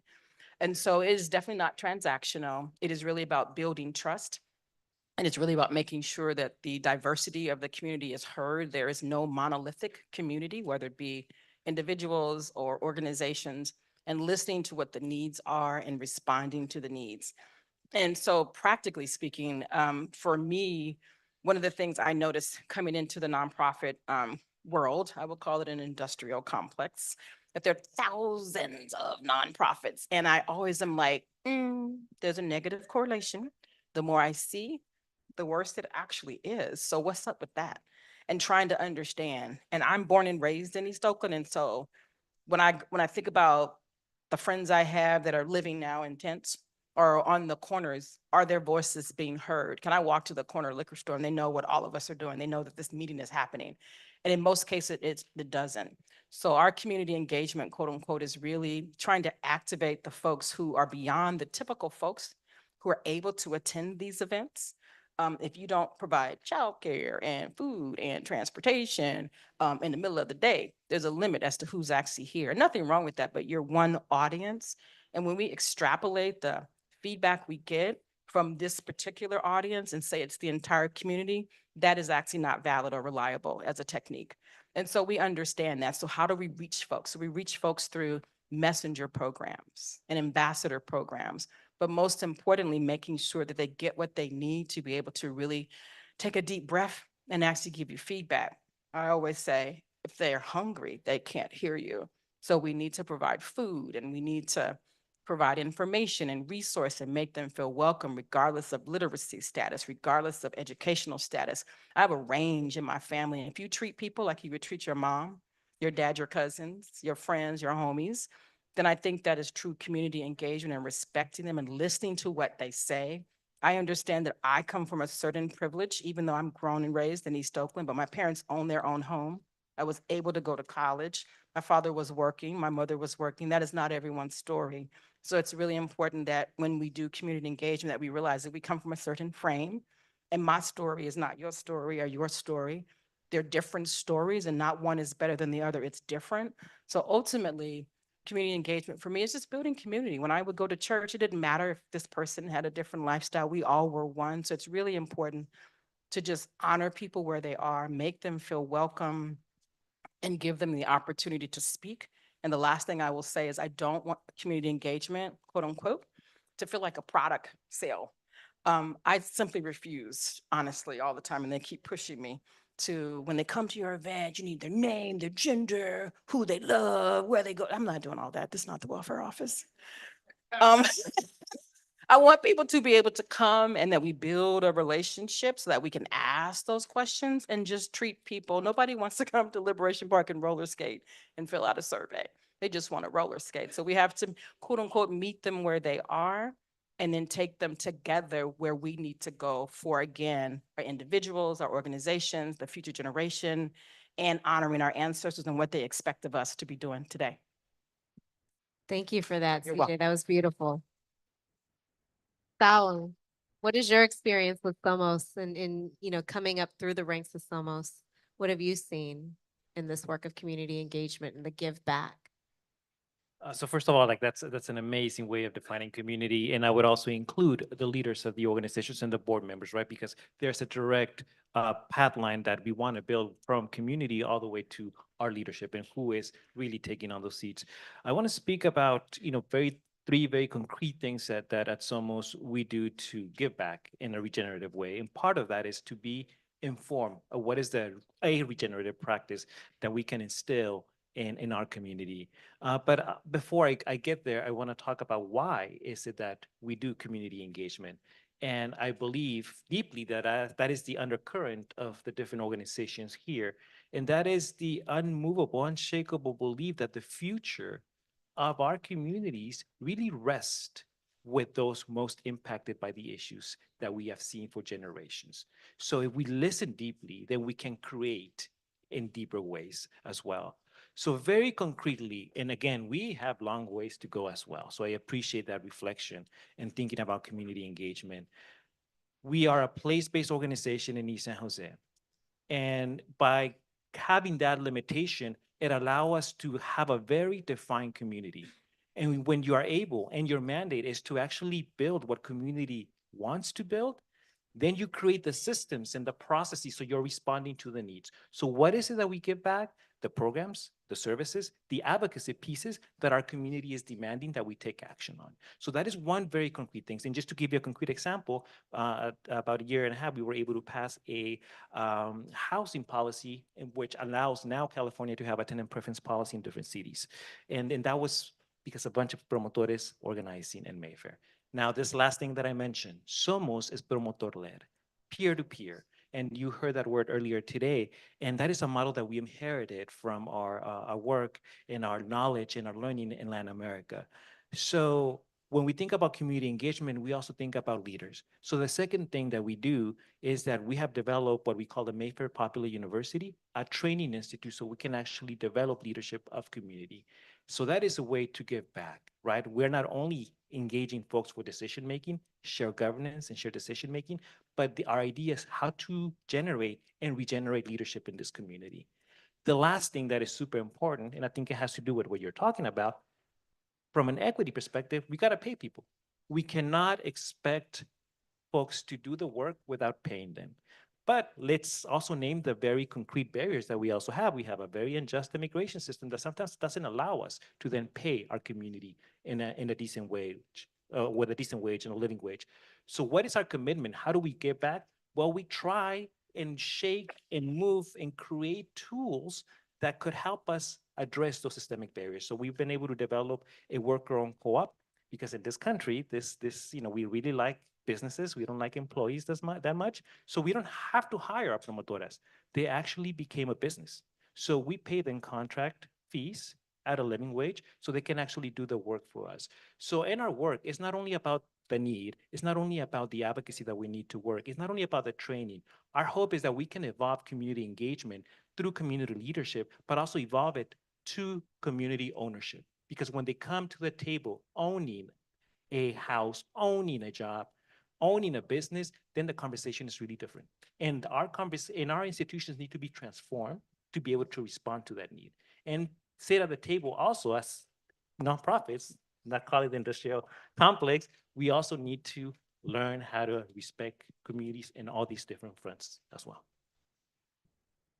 Thank you, Sal. That was beautiful.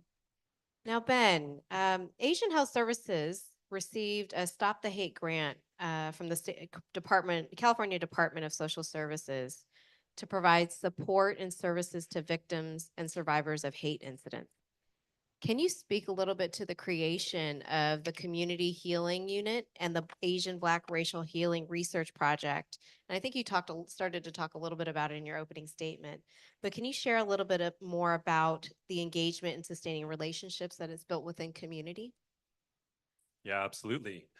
So about 3 years ago, Asian Health Services started a new program called the Community Healing Unit. And this was in direct response to many of our staff and patients and community members impacted by various types of violence and racism. And so as one data point, in Alameda County alone, during the first 18 months of the pandemic, there were 451 hate incidents targeting APIs, according to Stop API Hate. And we were seeing this, among our patients, among our staff in Oakland, Chinatown, and elsewhere. And so as a health center, AHS knew that we needed to respond. And one way to do this was by providing holistic care. And so our Community Healing Unit filled a major gap in the city and the county in providing victim support services in Asian languages and with cultural competence and tailoring of those services for many of the monolingual and limited English proficient Asian victims of crime. And so our Community Healing Unit has served a broad range of different types of violence, including homicides, gun violence, robberies and assaults, domestic violence or gender-based violence, and much more.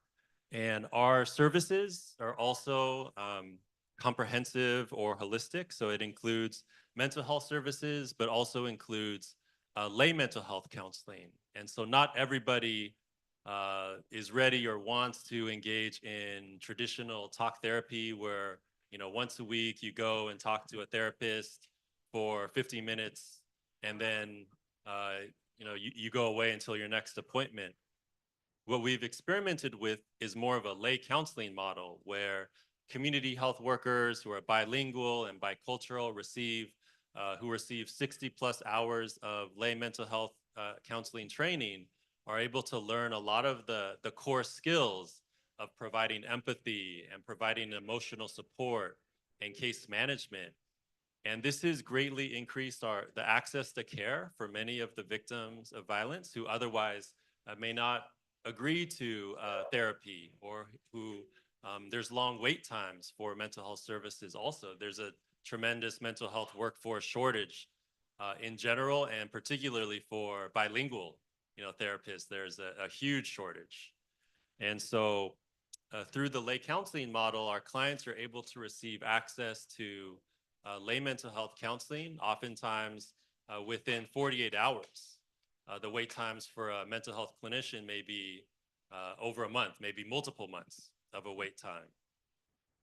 And there's also, I'd say, somewhat a stereotype, but there is some truth that, many Asian immigrants are, there's a lot of stigma to receiving mental health services or victim services, for example, somewhat due to, cultural shame or not feeling comfortable. A lot of these terminology, it's hard to translate, for example, into, their native tongues. So there's very low access rates for Asian immigrants in general for mental health services. But what we found when we meet communities where they're at, when we provide and offer, the lay mental health counseling, when we offer acupuncture, when we offer free food deliveries, when we offer massage therapy, there's a range of different holistic types of healing. And when we do that, we found that our program is at capacity. Many clients come to us and connect their family members with us. And so in less than 3 years, we've served over 300 community members who are victims of violence. And so, yes, there is, cultural dynamics and stigma, but I think it's on us too, as providers, to meet communities where they're at. And when we do that, then when we provide actual access, people are coming to the program and utilizing those services. And also wanted to mention, so that was a little bit about our direct services, our community healing unit. And then also, Dr. Estes mentioned, AHS has a deep collaboration with West Oakland Health, now Baywell Health. Actually, in the early 70s, when Asian Health Services was first forming, it was West Oakland Health that was able to help advocate to the federal government to say, hey, Asian Health Services, there needs to be an organization, a clinic that caters to and provides, in-language services for the Asian community. And West Oakland Health really went to bat for AHS to help AHS get our first federal funding. And our partnership continues today. And during the pandemic, when there was increased violence against, the Asian community, but also against the Black community and communities of color, marginalized communities in general, we were able to come together and have conversations and build, renew and rebuild a greater partnership with the core premise that we need to come together and partner more with the recognition that both the Asian community and the Black community in Oakland were experiencing violence that was not acceptable. And so there's different elements of our project, but we started with really engaging our communities. So we engaged over 1,000 community members in the Asian and Black community in Oakland through interviews and focus groups, really wanted to hear their voice about, what is the issues of violence that they're seeing and what are some possible solutions. And to just share a few top line of the findings from these focus groups and interviews, our community members have consistently noted the harmful impacts of violence, and not just the incidents, but the compounding results of fear, anxiety, and chronic stress that further impacts mental and physical health. Language barriers were frequently cited as a source of misunderstanding, and also the recollections of violence evoked just horror, sadness, and fear. And all of the participants, noted that violence against both communities was just unconscionable. Participants also traced the prevalence of violence to numerous factors, including hopelessness, anger, and despair, lack of mental health resources, multifaceted impacts of COVID, and an overarching framework of scarcity, a frayed and fraying social, economic, and moral fabric. And some of the core solutions from both of our communities through these focus groups and interviews: a call for improved material conditions for all to address poverty, education, and housing. Also, increased opportunities to build cross-cultural connections. And in addition to Western mental health and healing practices, really investing more into culture-based healing modalities to effectively address the impacts of violence and promote safety. And our two organizations are really trying to learn from what our community has shared with us We've been able to host joint food distribution events, a space where previously there had been some animosity at these food giveaways due to a lot of the scarcity realities. But by coming together and holding these joint food distribution events and celebrating our cultures together, this was one small way for our organizations through dance, through drumming, and through food to celebrate and connect our communities together. And we also have co-organized shared community and staff exchanges together, including the exchange that I mentioned earlier, where we were able to bring Chinatown seniors, the Chinese seniors, to visit West Oakland and have a deeper engagement learning together. Thank you, Ben. I really think that highlights the importance of intentionality and like coming to the table time and time again, and how do you meet each other at that same table and continuing to build, upon, each kind of program builds upon each other in terms of how you connect community. So thank you for sharing that. CJ, I'm going to turn to you. Yes, please clap that up. CJ, I'm going to turn to you to talk a little bit about sharing power and resources. That's a huge issue amongst communities, and particularly within community-based organizations. We often are put against each other in terms of competing for resources.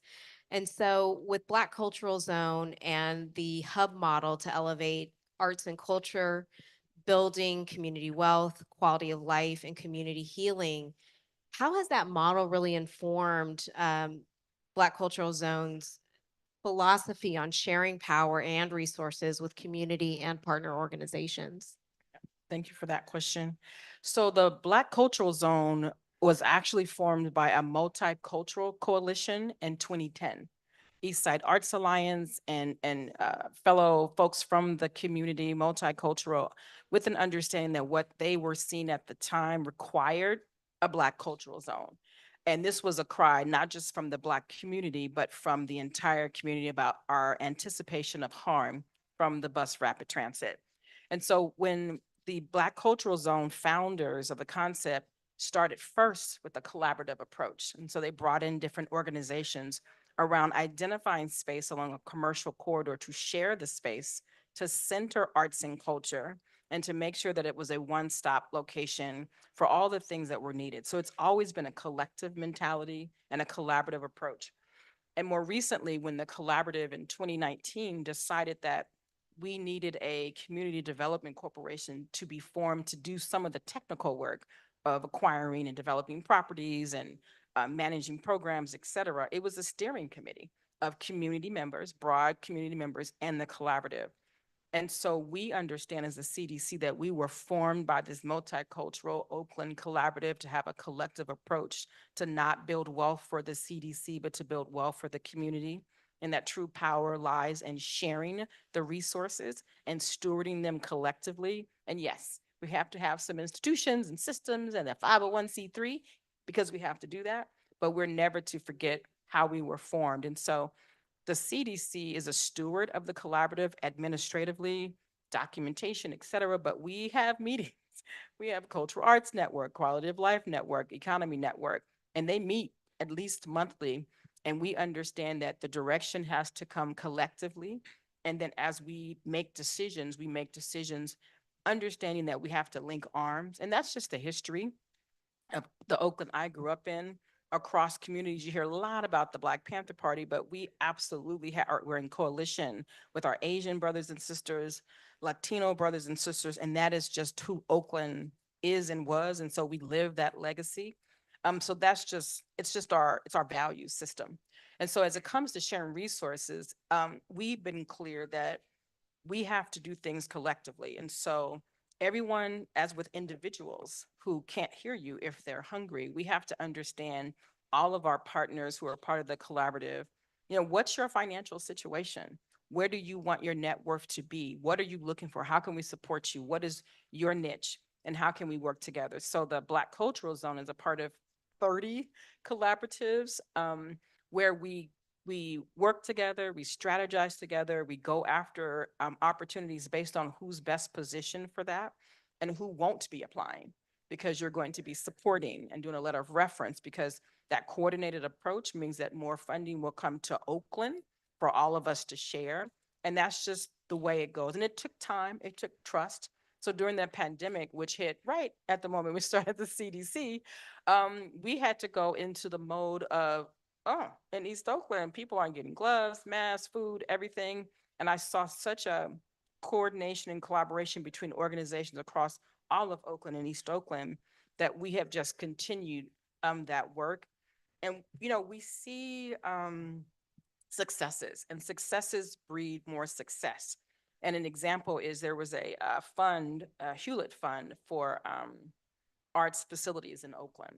And, you know, the typical process could have been everybody was going to write your own grant and do your own thing, get your own support, and nobody's going to get anything. And one of the things we do with funding is sit down and say, this opportunity is here. Who's best positioned for it?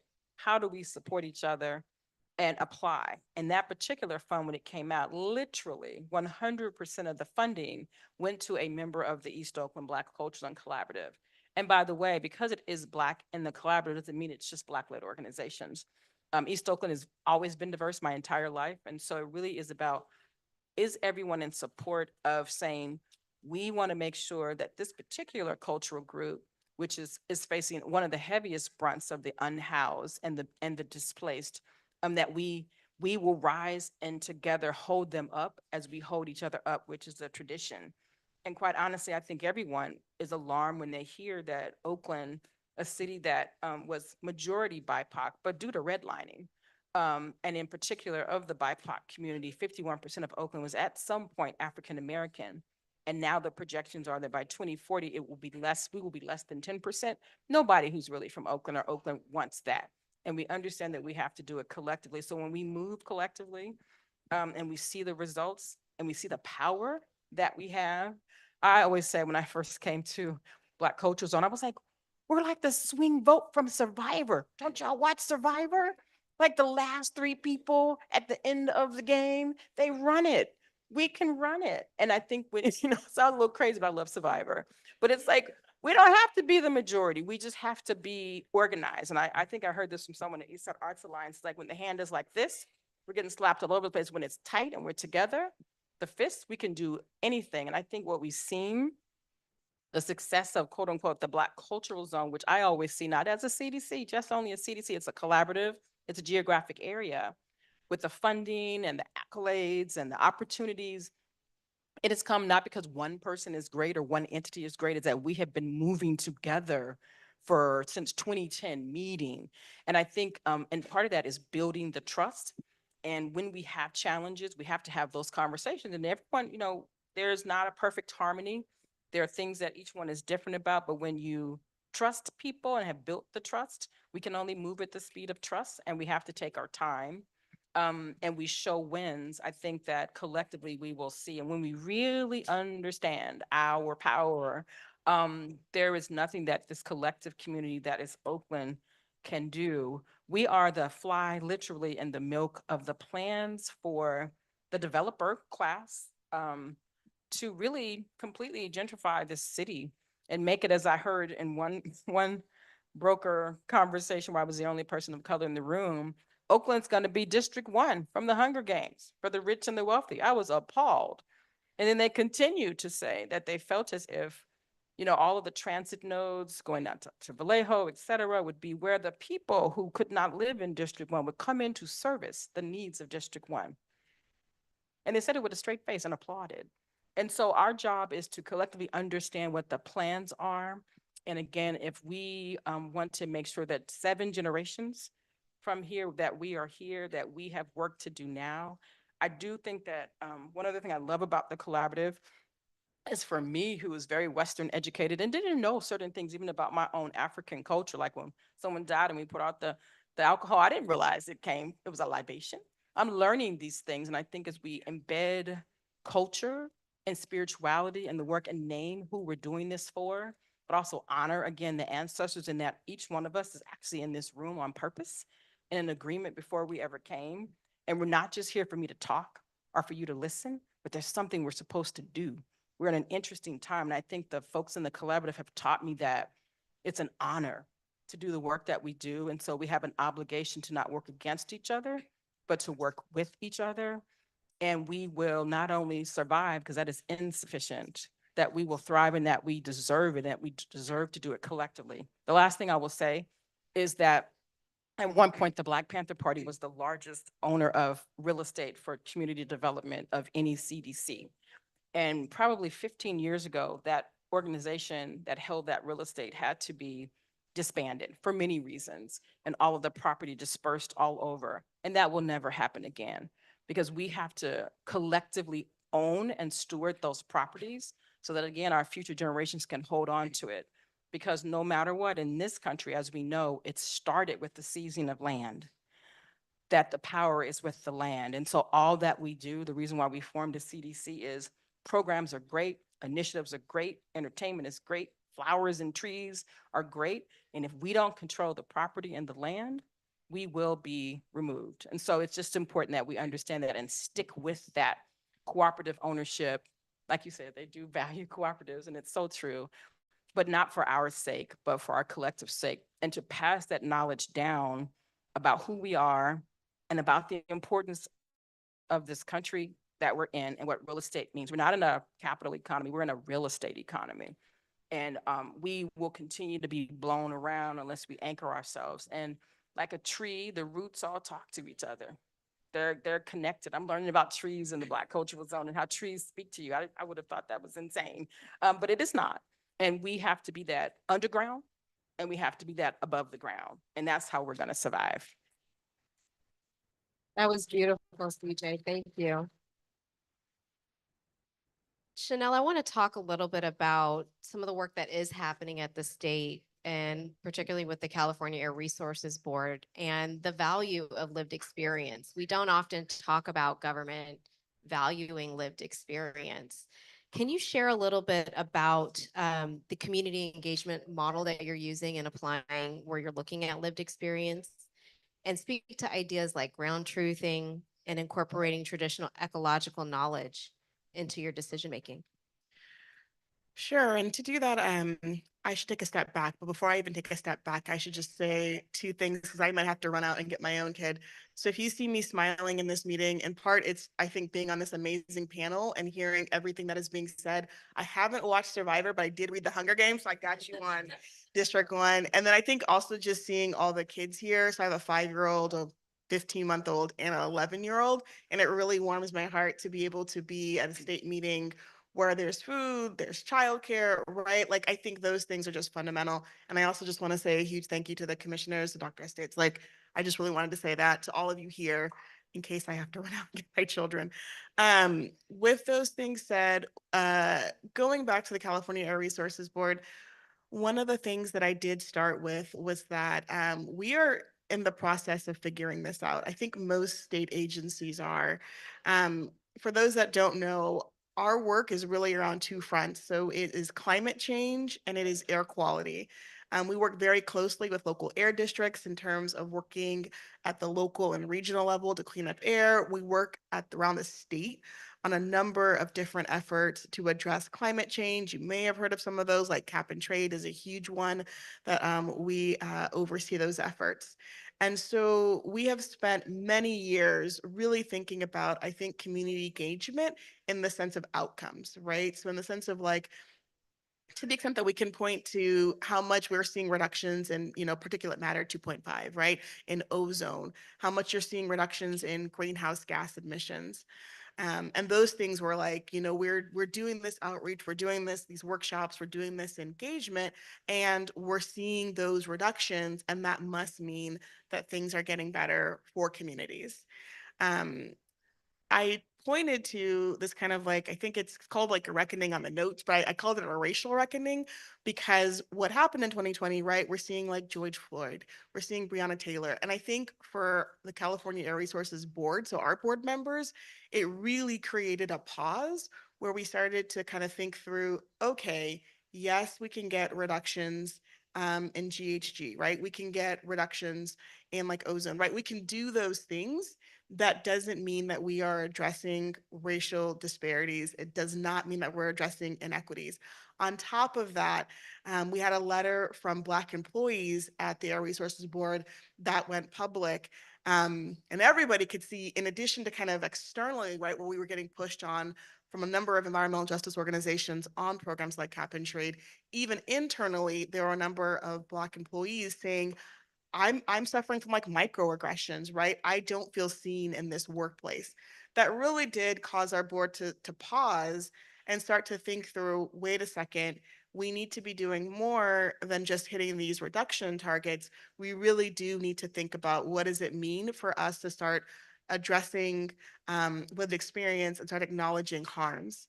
And so that resulted in a resolution that our board did that really called for a number of things, including an Office of Racial Equity, including more resources for community engagement. So I was also hired in 2021, but I did testify at that meeting. And part of what I've really been doing at the Air Resources Board is thinking about, okay, we've got about 2,000 employees. I'm not going to lie to you. All of them are not in a place where they understand racism, racial disparities, right? Like that is the reality of our workforce. And that's probably honestly most state agencies.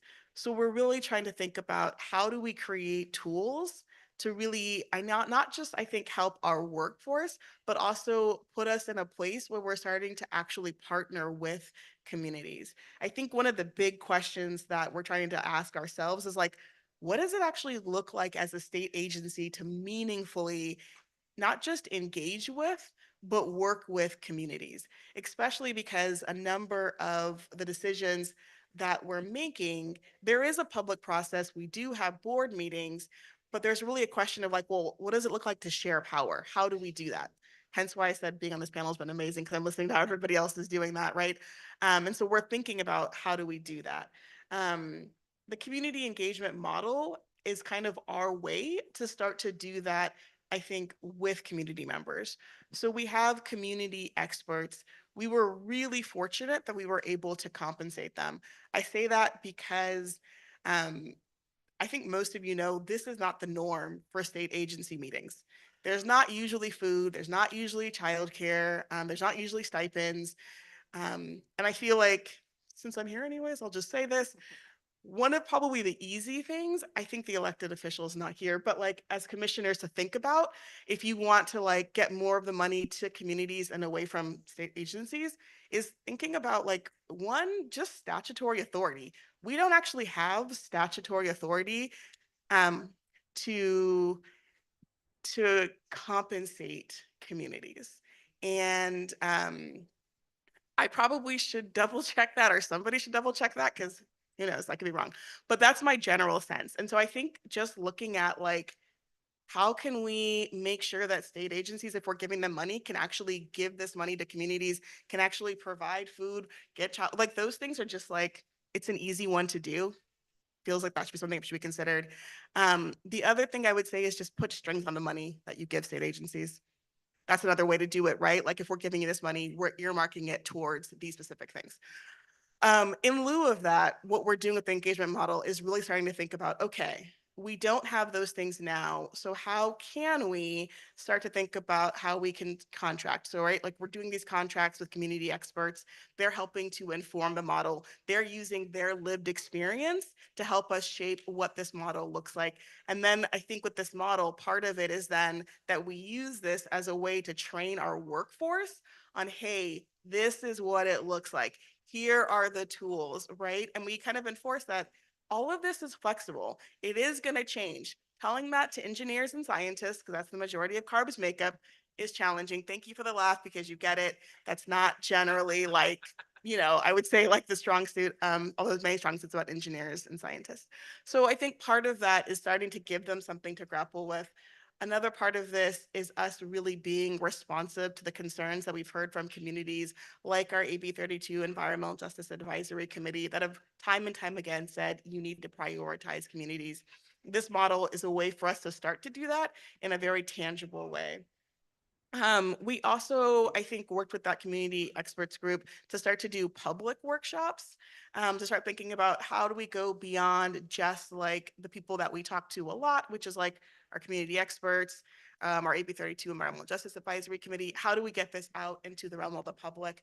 I think one of the things that, again, like we're still kind of working on and thinking through is like, how do we build partnerships with other state agencies like this commission, for example, where we can leverage all of who are here to help inform this community engagement model. I should point out that the commission has a big job because there's a number of state agencies and we're just one. But I think I'm like very grateful for the commission. And I think we really do want to have that partnership with the commission, with all of you in terms of informing what we're producing. The last point that I would probably, or there's two more points that I would probably make. The other one is that in addition to the community engagement model, we would be remiss if we were just looking at this through the lens of like, how do we meaningfully involve and engage and like share power? But it's also like, how do we start to identify and hopefully address some of the racial disparities that we're seeing? We are developing a racial equity lens. And that's another thing that like, right, we want to do in community, we want like guidance and support on. And so while we're kind of rolling these things out, we really do hope and, you know, encourage partnership. And we're also thinking through, again, those same challenges around like, how do we compensate? How do we think about food and transportation? I mean, there are probably big barriers that state agencies, like, we're not necessarily just doing it because we don't want to. Some of it is just like, it's been really challenging. And so I'm really glad that we're having this conversation. And I'm really excited for like some of the energy that I'm hearing in this space. The last point that I'll make is that I keep coming back to like, we're figuring this out and that like things are not going to change overnight. I can point to some examples like with our research plan, we do this every 3 years. It really does guide our research for 3 to 5 years. And, you know, there's millions attached to it. We did a different approach to it where we partnered with communities. We're doing engagement with communities, right? This is all transparent on our website because we're realizing we can't keep doing things the same. On the flip side of it, it doesn't mean that you won't see cases where we are continuing to not do things in a way that, you know, I think is equitable or that is aligned with environmental justice. And part of that just means that like, for every time that I think we get it right, there's probably going to be times where like, we're still getting it wrong. I'm not going to ask for grace because that feels weird because I mean, this is like historical and years of it of injustice. But I think what I will say is that to the extent that I think folks can start to think about like, this is really frustrating and challenging. I don't want to engage in these processes with these state agencies. But here are like some concrete steps and thinking about using this commission as almost a way to be like, hey, here are some things that you can do to share with these state agencies. I think that would be helpful for us. I do feel like many of us are starting to turn the corner. And I guess I just wanted to say that to the extent that, again, like, you know, we can leverage relationships, we can leverage organizations, this commission, others to help us, that would be great. It's going to be an ongoing journey. And I know that, but this model is just one way to get us there. And I think is still like an iterative journey. Thank you, Chanel, for that. That was beautiful. And before we transition to Sal, can you you said GHG, is that greenhouse gas? Yes, sorry for the acronym. So greenhouse gas emissions. I think I spelled out PM 2.5, right? I did. Maybe, I don't know. That was a hard one for me. PM 2.5, particulate matter 2.5. It's in different. There's PM 10, there's PM 2.5. I love the nods, thank you. But those are different levels when we're talking about the air quality and the things that we address. Part of it comes through, I think, some of those plans that we do on like those specific particulate matter. So that's what I meant in that front. And just to be clear, when we talk about particulate matter, it's like elements that are in the air that you can't see, Yes. but that get into your body, into your mouth, into your nose, into your lungs, and affect your ability to be able to breathe. Yes. Ooh, I got that one. I don't even work at CARB. All right, so I'm gonna have you, not take us all the way home, halfway home, in talking about shared decision making and really Somos's philosophy on how do you achieve community shared decision making and ensuring that diverse voices are heard in your strategy. Can you share a little bit about that? Sure. So as we think about the issues that are impacting us, I think one of the things that are super important to consider is that there's a journey, right? There's a journey that we have to travel with community. And part of that, it starts with learning what the issues are and also what is going to be the common language and the shared values that we're going to be anchoring ourselves with. So when we think about, addressing any housing issues or education issues, or, as we're talking and addressing some of the environmental issues that the neighborhood's facing now, it is important to start where community is at. And I think, has been articulated very clearly that we have to start where our community is and really draw from the knowledge to then build what is going to be the journey that we are going to be traveling together. So really designing an education process for ourselves and for our community members and actually have a shared view, it is one of the key components then to think about what are some of the decisions that we have to make.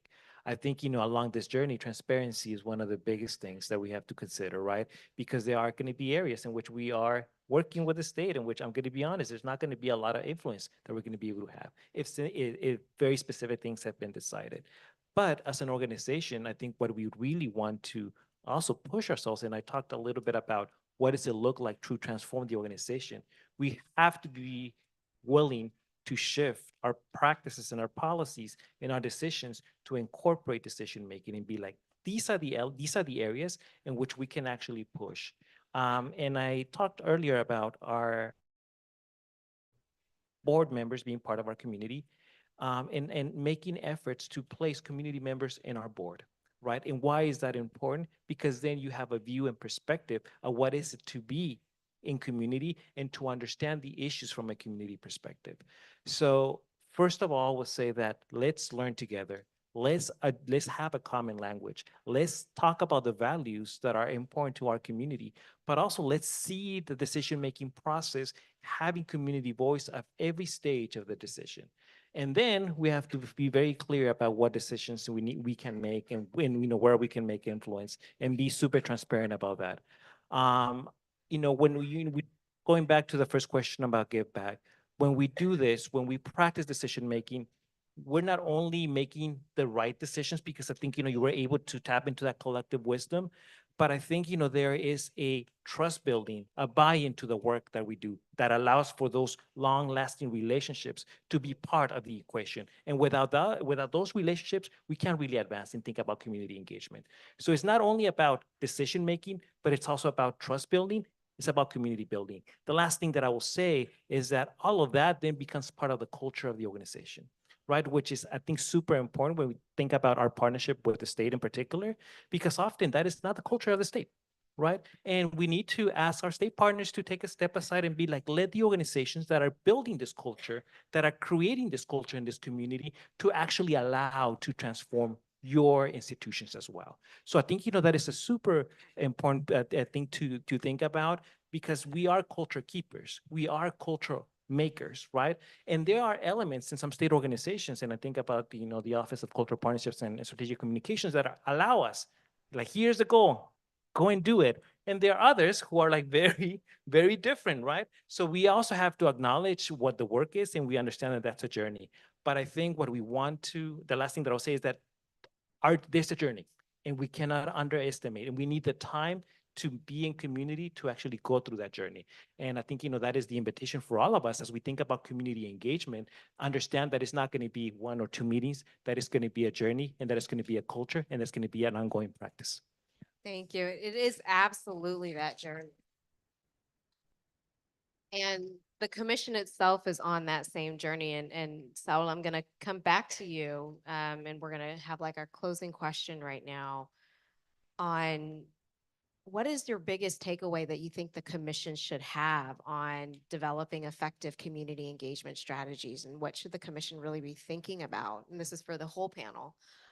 What should the commission be thinking about as it develops the community engagement section of this racial equity framework? What's that?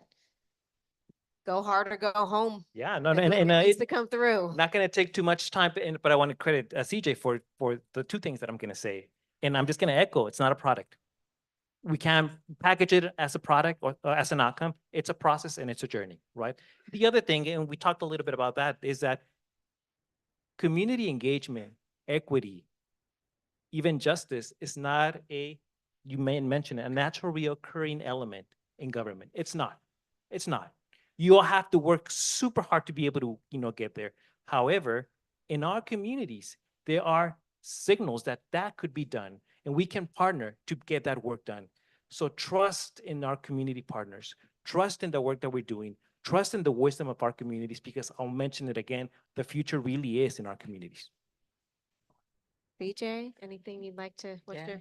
No, just Go ahead, adding go home. on that, beyond the trust, I would say that to remember the individuals who populate your commissions and your agencies, you are people. You are human beings. You have a history, you have a culture, you have a spirit, you have ancestors, you have a future generation. And I always say, you treat everyone the way they want to be treated. That's the platinum rule, and how you would treat those that you love. And so I've been in government a long time ago, and I actually left government because I was like, I can't do this. I cannot. I can't do this to my people. And sometimes you have to be willing to risk some things to do what's right, and just remember who you are. Thank you for that. Ben? Yeah, I think for me, I think about many of us, or maybe all of us, may agree that government resources can be challenging to get access. It can be difficult to access for communities, especially low-income communities, whether it's government grants, government contracts, different programs. And for Asian Health Services, the past couple of years, we've been able to participate in, it's called the Stop the Hate program, which is a grant program through the California Department of Social Services.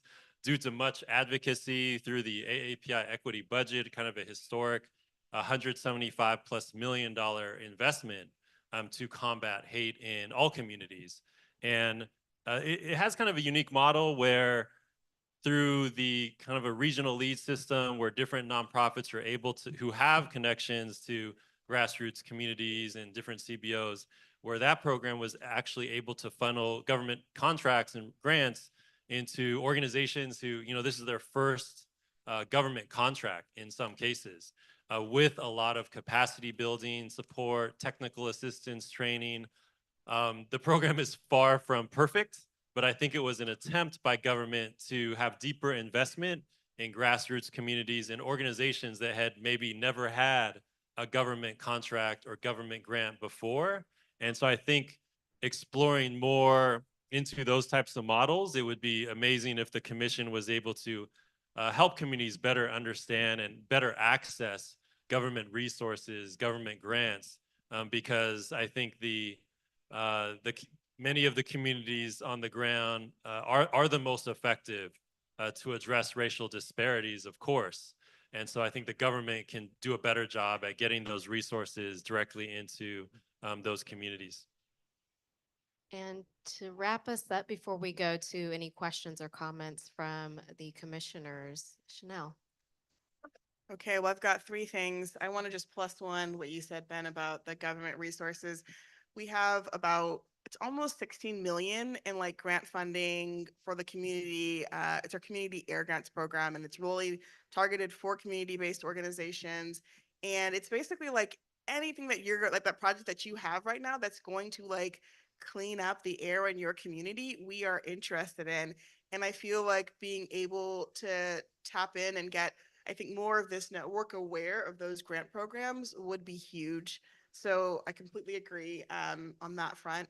The second one I was going to say is like, I feel like just remove some of the barriers for the state agencies. Like, I feel like I can only speak to the people that I talk to, but there's a number of us in these EJ positions that I think, as CJ, as you were saying, right? Like, we don't want to lose ourselves. We want to make things happen. And a lot of this is just like state contracting, like bureaucracy. And it's like, just make it easier to give the money to the people that need it to make these things happen, right? Like, that just feels like that'd be awesome for the commission to take on. And then the third thing is, and I think this goes to Saul, your point around there are buckets of which things can be influenced, and then there are probably buckets where, I don't know how to put that word there, so I'm just gonna have this expression of like shrug. I think to the extent that we can think through like how to do that and still be transparent and still engage, that would help me out a ton, because I just feel like I'm talking to everybody, like I'm talking to me and you, and I'm realizing that this is a public meeting. So I'm trying to balance that, but I just genuinely feel like it would be really helpful to like figure out how to navigate those places. Thank you so much to this amazing panel. Please join me in a round of applause.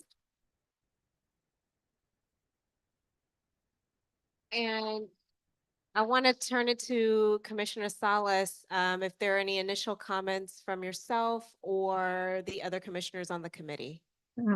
Thank you, Dr. Estes. And I really just want to begin by really thanking all our invited panelists who just gave a master class on community engagement and then are demonstrating how the work is happening day in and day out. So just really want to say thank you. We understand the importance of continuing to learn from the other efforts, and our purpose is to build informed recommendations for the racial equity framework. For that reason, we're immensely grateful for the time and thoughts that you have shared with us today. Now we want to really open up an opportunity for the committee to provide initial reflections. And I wanted to provide a couple of guiding maybe questions, a couple of questions that could move us in this discussion, especially about how we could apply to our work and to this committee, to the work of the larger committee, how we can apply lessons from this discussion. And I really, I'm looking to the committee for any additional next steps that you think are necessary from what we've learned from our guests today. I also wanted maybe just to start us off by a couple of my own reflections, which was just to say that what I heard today from these panelists was that community engagement has a beginning, but it doesn't have an end, that it's ongoing, and that we really we have to always begin by saying, what do we mean by community engagement? And that we're aligned on what we're trying to achieve through community engagement. But community engagement, that it really provides us an opportunity to heal, to learn about our own experiences and about others, and it really exposes us to issues. I loved some of the conversations about how community engagement can connect us through generations, whether, the story of Asian seniors connecting with young people and what they're going through, I think is just an example of really thinking across generations when we're thinking about community engagement, and that we're hearing, we're seeing, and I really heard the idea of feeling and responding. That community engagement really has to be about trust building and relationship. I think one thing that I take from this conversation is also the spirit of welcoming, and that means welcoming in every way, whether it's about language. I heard loud and clear the issue of literacy. Many times we have written agendas, we have things that are very much geared towards the college-educated sight mind, and we have to think about how accessible are our materials for those who might not have the literacy that our materials are the way that they're designed. I also wanted to just really think about things that really rested with me about how community engagement maybe might begin in a meeting, in a workshop, but really the power of promotoras and peer-to-peer. And so as a committee and as a commission through our work, that we really think about the partnerships that we're engaging with our community-based organizations to move the work forward. I think that the other piece is about how community engagement provides an opportunity for community leaders to be trained to generate that leadership. And I heard a lot about compensation, and obviously to look at how individuals are able to be recognized for sometimes if it's going to be an all-day meeting that they're maybe letting a day's work go by in order for them to engage, then we recognize that. So much that I saw. And I just think the other piece, I think it's about celebration of victories. And so celebration and cultural and the arts, and that too is engagement, and that is powerful engagement. And that we need to think about the way we're doing our work. So it's also celebratory and really connects people so that they can see how we start with input, conversation, engagement. And at the end, we also say, well, what was the outcome? And we celebrate the work that we did together. Lastly, I think for me, it's really about maybe some next steps around barriers, around engagement, especially from state agencies. So I heard a lot about statutory authority, how resources can be used for food or not. I know sometimes we go through some of these items as well, and I think it would be good to really list out those barriers that maybe we can have an impact in changing.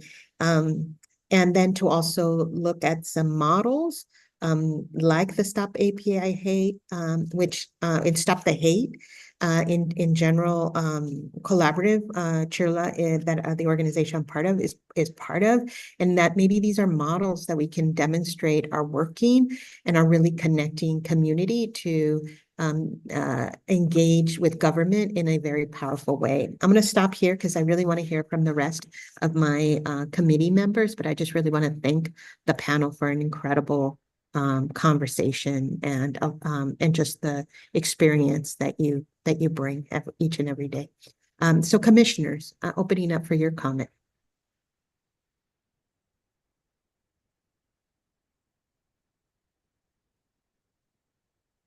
All right, I'll chime in if no one else is going to right now.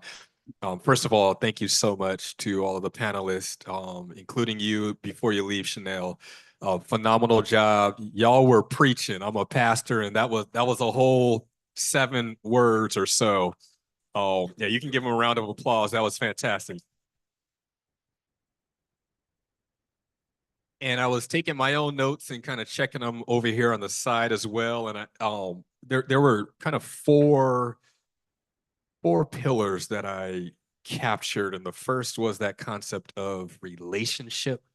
It's not a product, it's a process, it's a journey, it's a relationship. And having been married for 23 years, the one thing that I know about relationships is there's no end point in terms of measuring success. What got you to this anniversary is not going to get you to the next one. And so I think it's important that somehow we bake in an ongoing measurement of success with that relationship that government entities are supposed to have with their communities. It doesn't stop.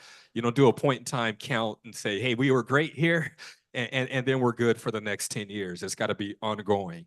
And then the next one, and this is so huge, but you mentioned trusting in the wisdom of our community. Several people talked about valuing lived experiences. The question that I will have, I think, will be directly related to that. Several folks talked about, really the word I thought about was simplification. How do we remove barriers? How do we make it easier for communities? And I know from experience, small CBOs at the lowest levels, how do folks get to access the actual funds that state departments and the government is trying to give out or to pay for this important work?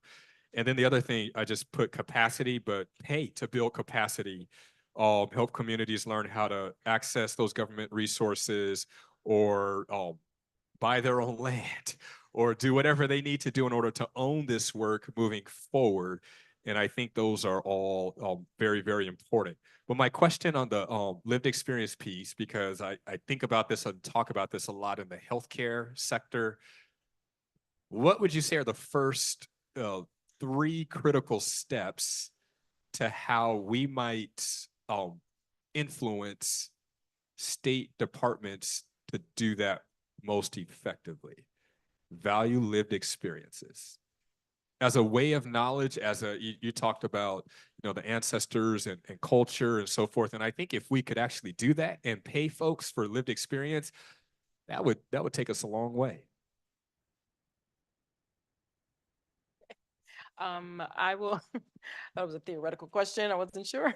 But, in terms of valuing lived experience, I would say that if you haven't lived it, you should know that you shouldn't be talking about it and that you shouldn't be planning for it and that you have to truly listen. I've never been incarcerated, so I don't go out and create a program for folks who are recently released from incarceration because I watched a TV show.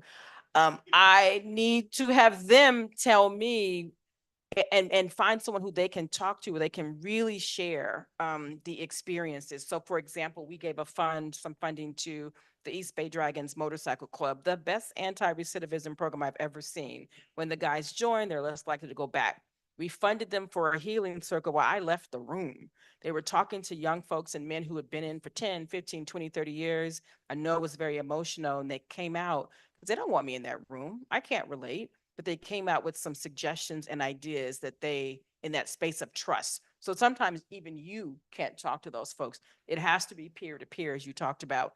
And then you take those and you don't try to Google Gemini it and make it fit in anything. They said what they said.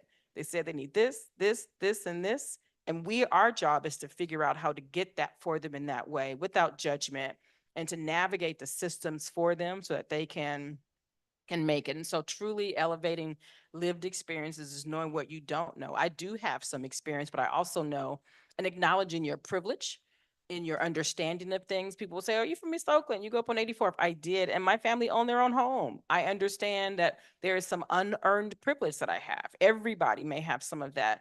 And so just don't speak for people, listen to the people. Don't try to take it through your own sort of system of rearranging the sentences. And just truly listen and then repeat it back. Did I get that right? Are you sure? Then you do your thing. Everything is a pilot. We call it in the lab at the Black Cultural Zone. We tried and acknowledge that you will make mistakes, of course, and we're going to do our best to fix it.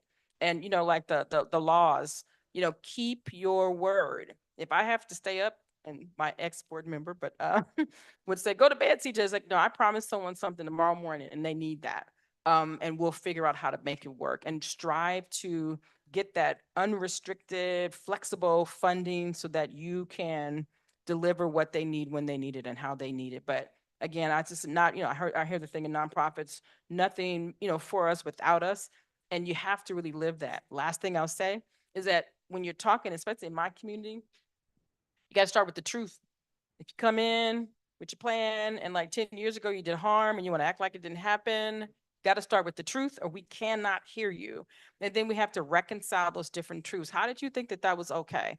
And it's not, and it's harm. Reconcile those truths. And then we can move to the reparations. You can't, not the literal reparations we're talking about, but how did you repair that damage? And then we can reimagine the future and the bright, shiny ball. But if you come into the community and you're not having lived that experience and you're not addressing the truth of what happened, it is very challenging for you to recover from that in the community. Thank you, CJ. Sal or Jen, anything you'd like to add to that question? Well said. Drop a dime on that. Anything else? Or no, Commissioner Hedrick? Commissioner Bowles, do you have anything you'd like to add? I just want to thank the panel. I have a lot of thoughts. They're kind of all over the place, so I'm afraid I won't be able to pull them together succinctly enough, but this has been very thought-provoking. And I just appreciate you all sharing the great work that you're doing so that we can learn from it and incorporate it in what we're doing.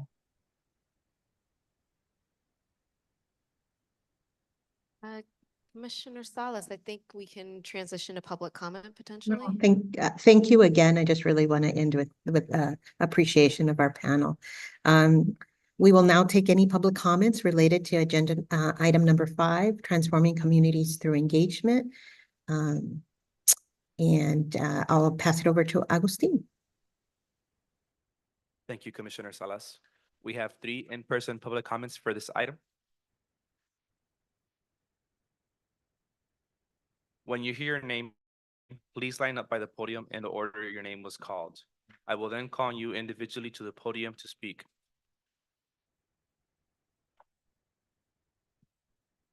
To submit in-person public comment, you can pick up a public comment card by the sign-in table outside, and you can return it up here to the front with us.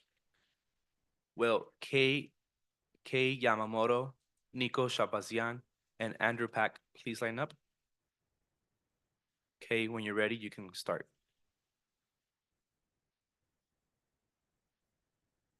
Hi, good afternoon. Kei Yamamoto, Senior Policy Engagement Manager with the California Pan-Ethnic Health Network, or CPEN for short. I would like to, and also CPEN's also a member of the California Racial Equity Coalition, formerly known as the SB 17 Coalition. I'd like to first just acknowledge the leadership of our board chair, Commissioner Hendrick, and for the work she does in helping CPEN be a leading health equity organization. CPEN, as stated, is a health equity advocacy organization focused on reducing and addressing racial disparities in health outcomes. Really view equity as absolutely essential in the health of our democracy. Dr. King talked about how oppressed people cannot remain oppressed forever, that one day the yearning for freedom manifests itself. And we'd like to second what's been said by Commissioner Bowles and others, as well as the panel of uplifting, truly collaborative engagement plan where there's enough time and planning for various diverse community members to engage in the work of the commission.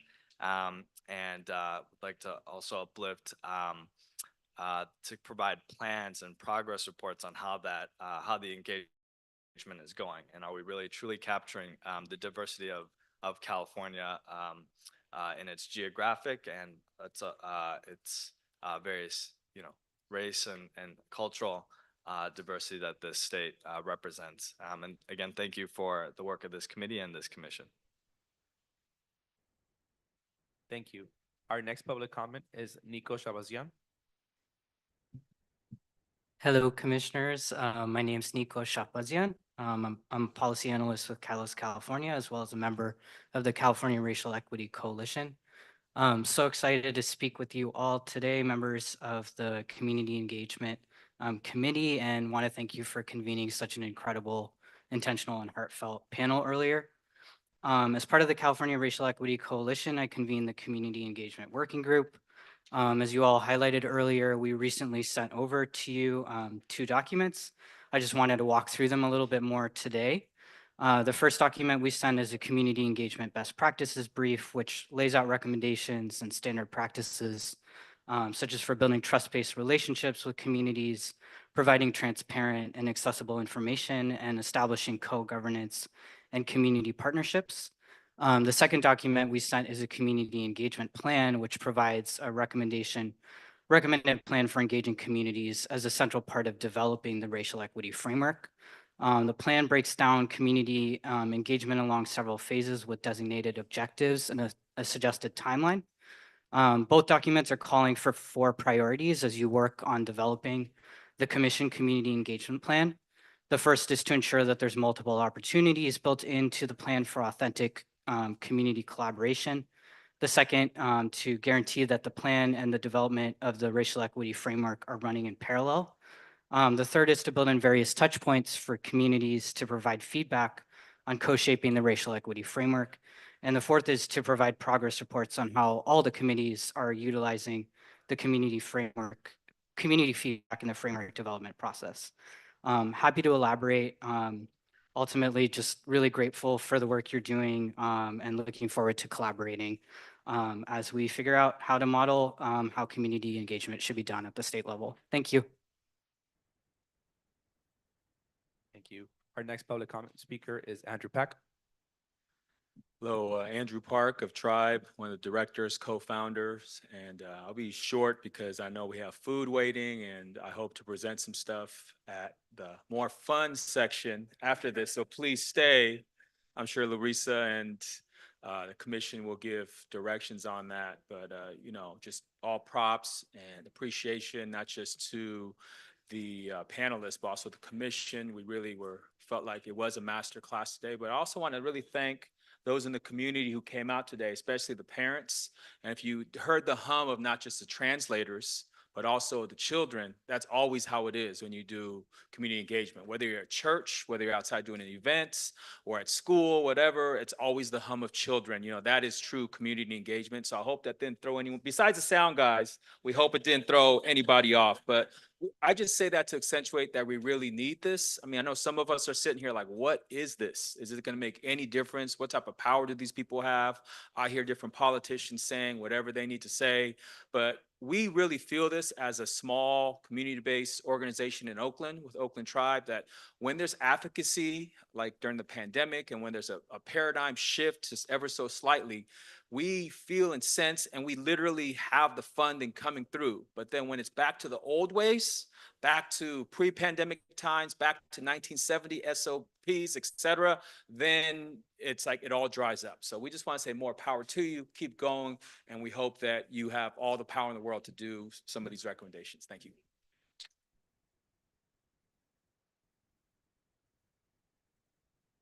Thank you. That concludes public comment for this item.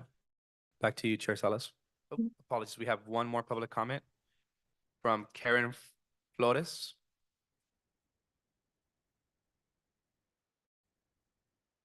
Thank you so much. Actually, my name is Karen Fleshman.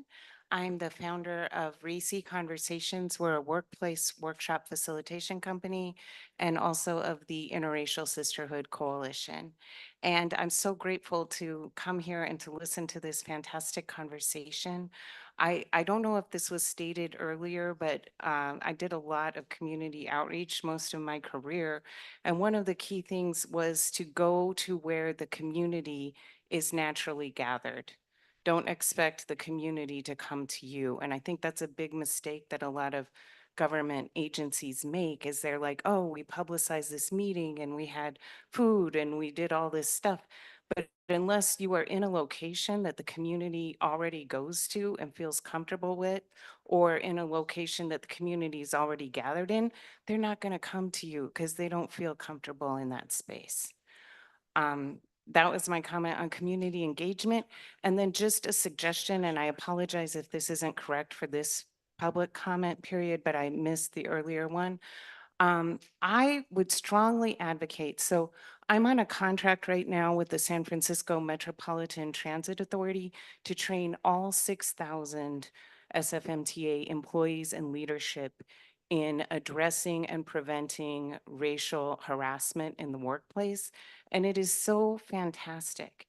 I also train on preventing and addressing sexual harassment in the workplace. And I know that that is required by the state of California.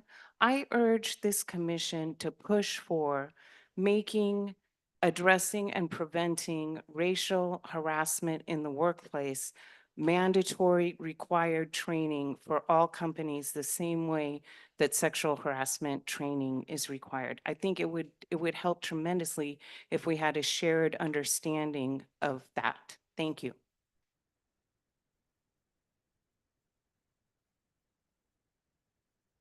Thank you. That concludes public comment for this item. I will now hand it back to you, Chair Salas. Thank you, Agustin, and thank you so much for all the people who provided public comment today. We will now move on to agenda item number 6, in which are next steps for staff action. Our discussion today covered a wide range of topics and ideas related to equitable community engagement strategies. We would like to engage the on digging further into key areas that will support our future meetings and progress. And so just maybe list out a couple of items that I took note of, but welcome also our Dr. Estes in terms of anything else that I might have missed. What we want to do is really ensure that we look into these key areas that will support future meetings and our progress. And so the following items are ones that have been identified. First, we will go back to our commission to formally vote upon the recommendation of the committee lead. since we did not have in-person quorum on today's meeting, so we'll bring it back to our full body for a vote. I also heard recommendation around really thinking through barriers that some state agencies might be having towards their ability to fully engage in community engagement. So are there any statutory barriers, anything, what are the things that are maybe keeping state agencies from doing all that they can in order to engage the community?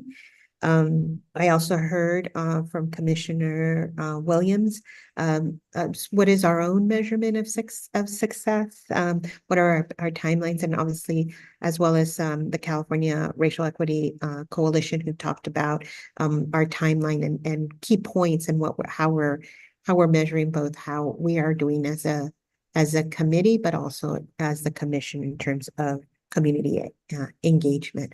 Those are some of the items that I jotted down, but we'll give it back to you, Dr. Estes, to see if there's anything else that staff has taken in as action items, and also open it up to the rest of the committee and the commissioners to see if there's any other items.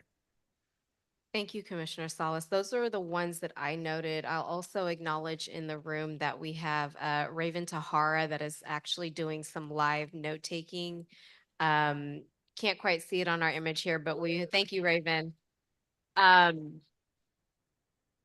Raven has captured some of the key themes from the discussion throughout the day, and we'll be taking a look at that as well as sharing it publicly as part of our meeting minutes and committee report at future meetings, to just kind of help the conversation continue to go and move forward in how we're doing this work. But I did get those action items listed around the recommended lead being affirmed at the commission meeting tomorrow, exploring barriers with state agencies related to community engagement. And then how do we explore measuring success and knowing that it's on a journey and it's not something that is static. Let me just check my notes real quick to see if there's anything else. I would also add looking at models that seem to be working in the communities that we heard from and exploring what might be working out there related to community engagement. Things that we are even currently learning with our translation services, ensuring that we are being accessible when it comes to translation services, not only with languages available at meetings, but also in our meeting materials as best as we can, to make sure that those are accessible in a way, not only with language, but also with reading level and comprehension. So those are some other items that I picked up in our conversation today. With that, Commissioner Salas, I'll turn it back to you to adjourn our meeting. Oh, thank you so much, Dr. Estes. And thank you for recapping our next steps. As we conclude, I just do really want to say once again, thank you to Oakland Tribe. And I really think that the children will lead us forward. And so any community event with children gives us hope towards the future. So thank you so much for your support for this meeting. Thank you to the Racial Equity Commission staff, its commissioners, all the public for joining us today. And that brings our meeting to adjournment at 4:31. May I request may we adjourn this meeting by common consent? Yes. Aye. Right. Yes. Thank you. So I think at this point, thank you for the Racial Equity Commission staff, commissioners, panelists, the public. Our next meeting will be our commission meeting tomorrow, September 18th, 2024 at 10 a.m. in Contra Costa, California. The commission will also be holding a community meet and greet this evening in the foyer of the auditorium. I will pass it over to Dr. Estes to provide any additional information. The greet and meet will be from 4:30 to 6 p.m. Thank you, Commissioner Salas. And yes, you are all invited to stay for our community meet and greet, which will be until 6 p.m. in the foyer where you entered. There will be food. Thank you to Tribe in Blue Shield of California for their support on this. And we invite for you all to stay and learn a little bit more. You got a sneak peek into some of the committee work. This is now an opportunity to fellowship with other community organizations and residents, but to also learn more about the commission as a whole and kind of what is our role and why we're here and the work that we'll be doing over the next year to produce a racial equity framework. So we invite you to stay for the next couple hours if you can, but grab some food and we look forward to continuing to engage with you all. Thank you for having us.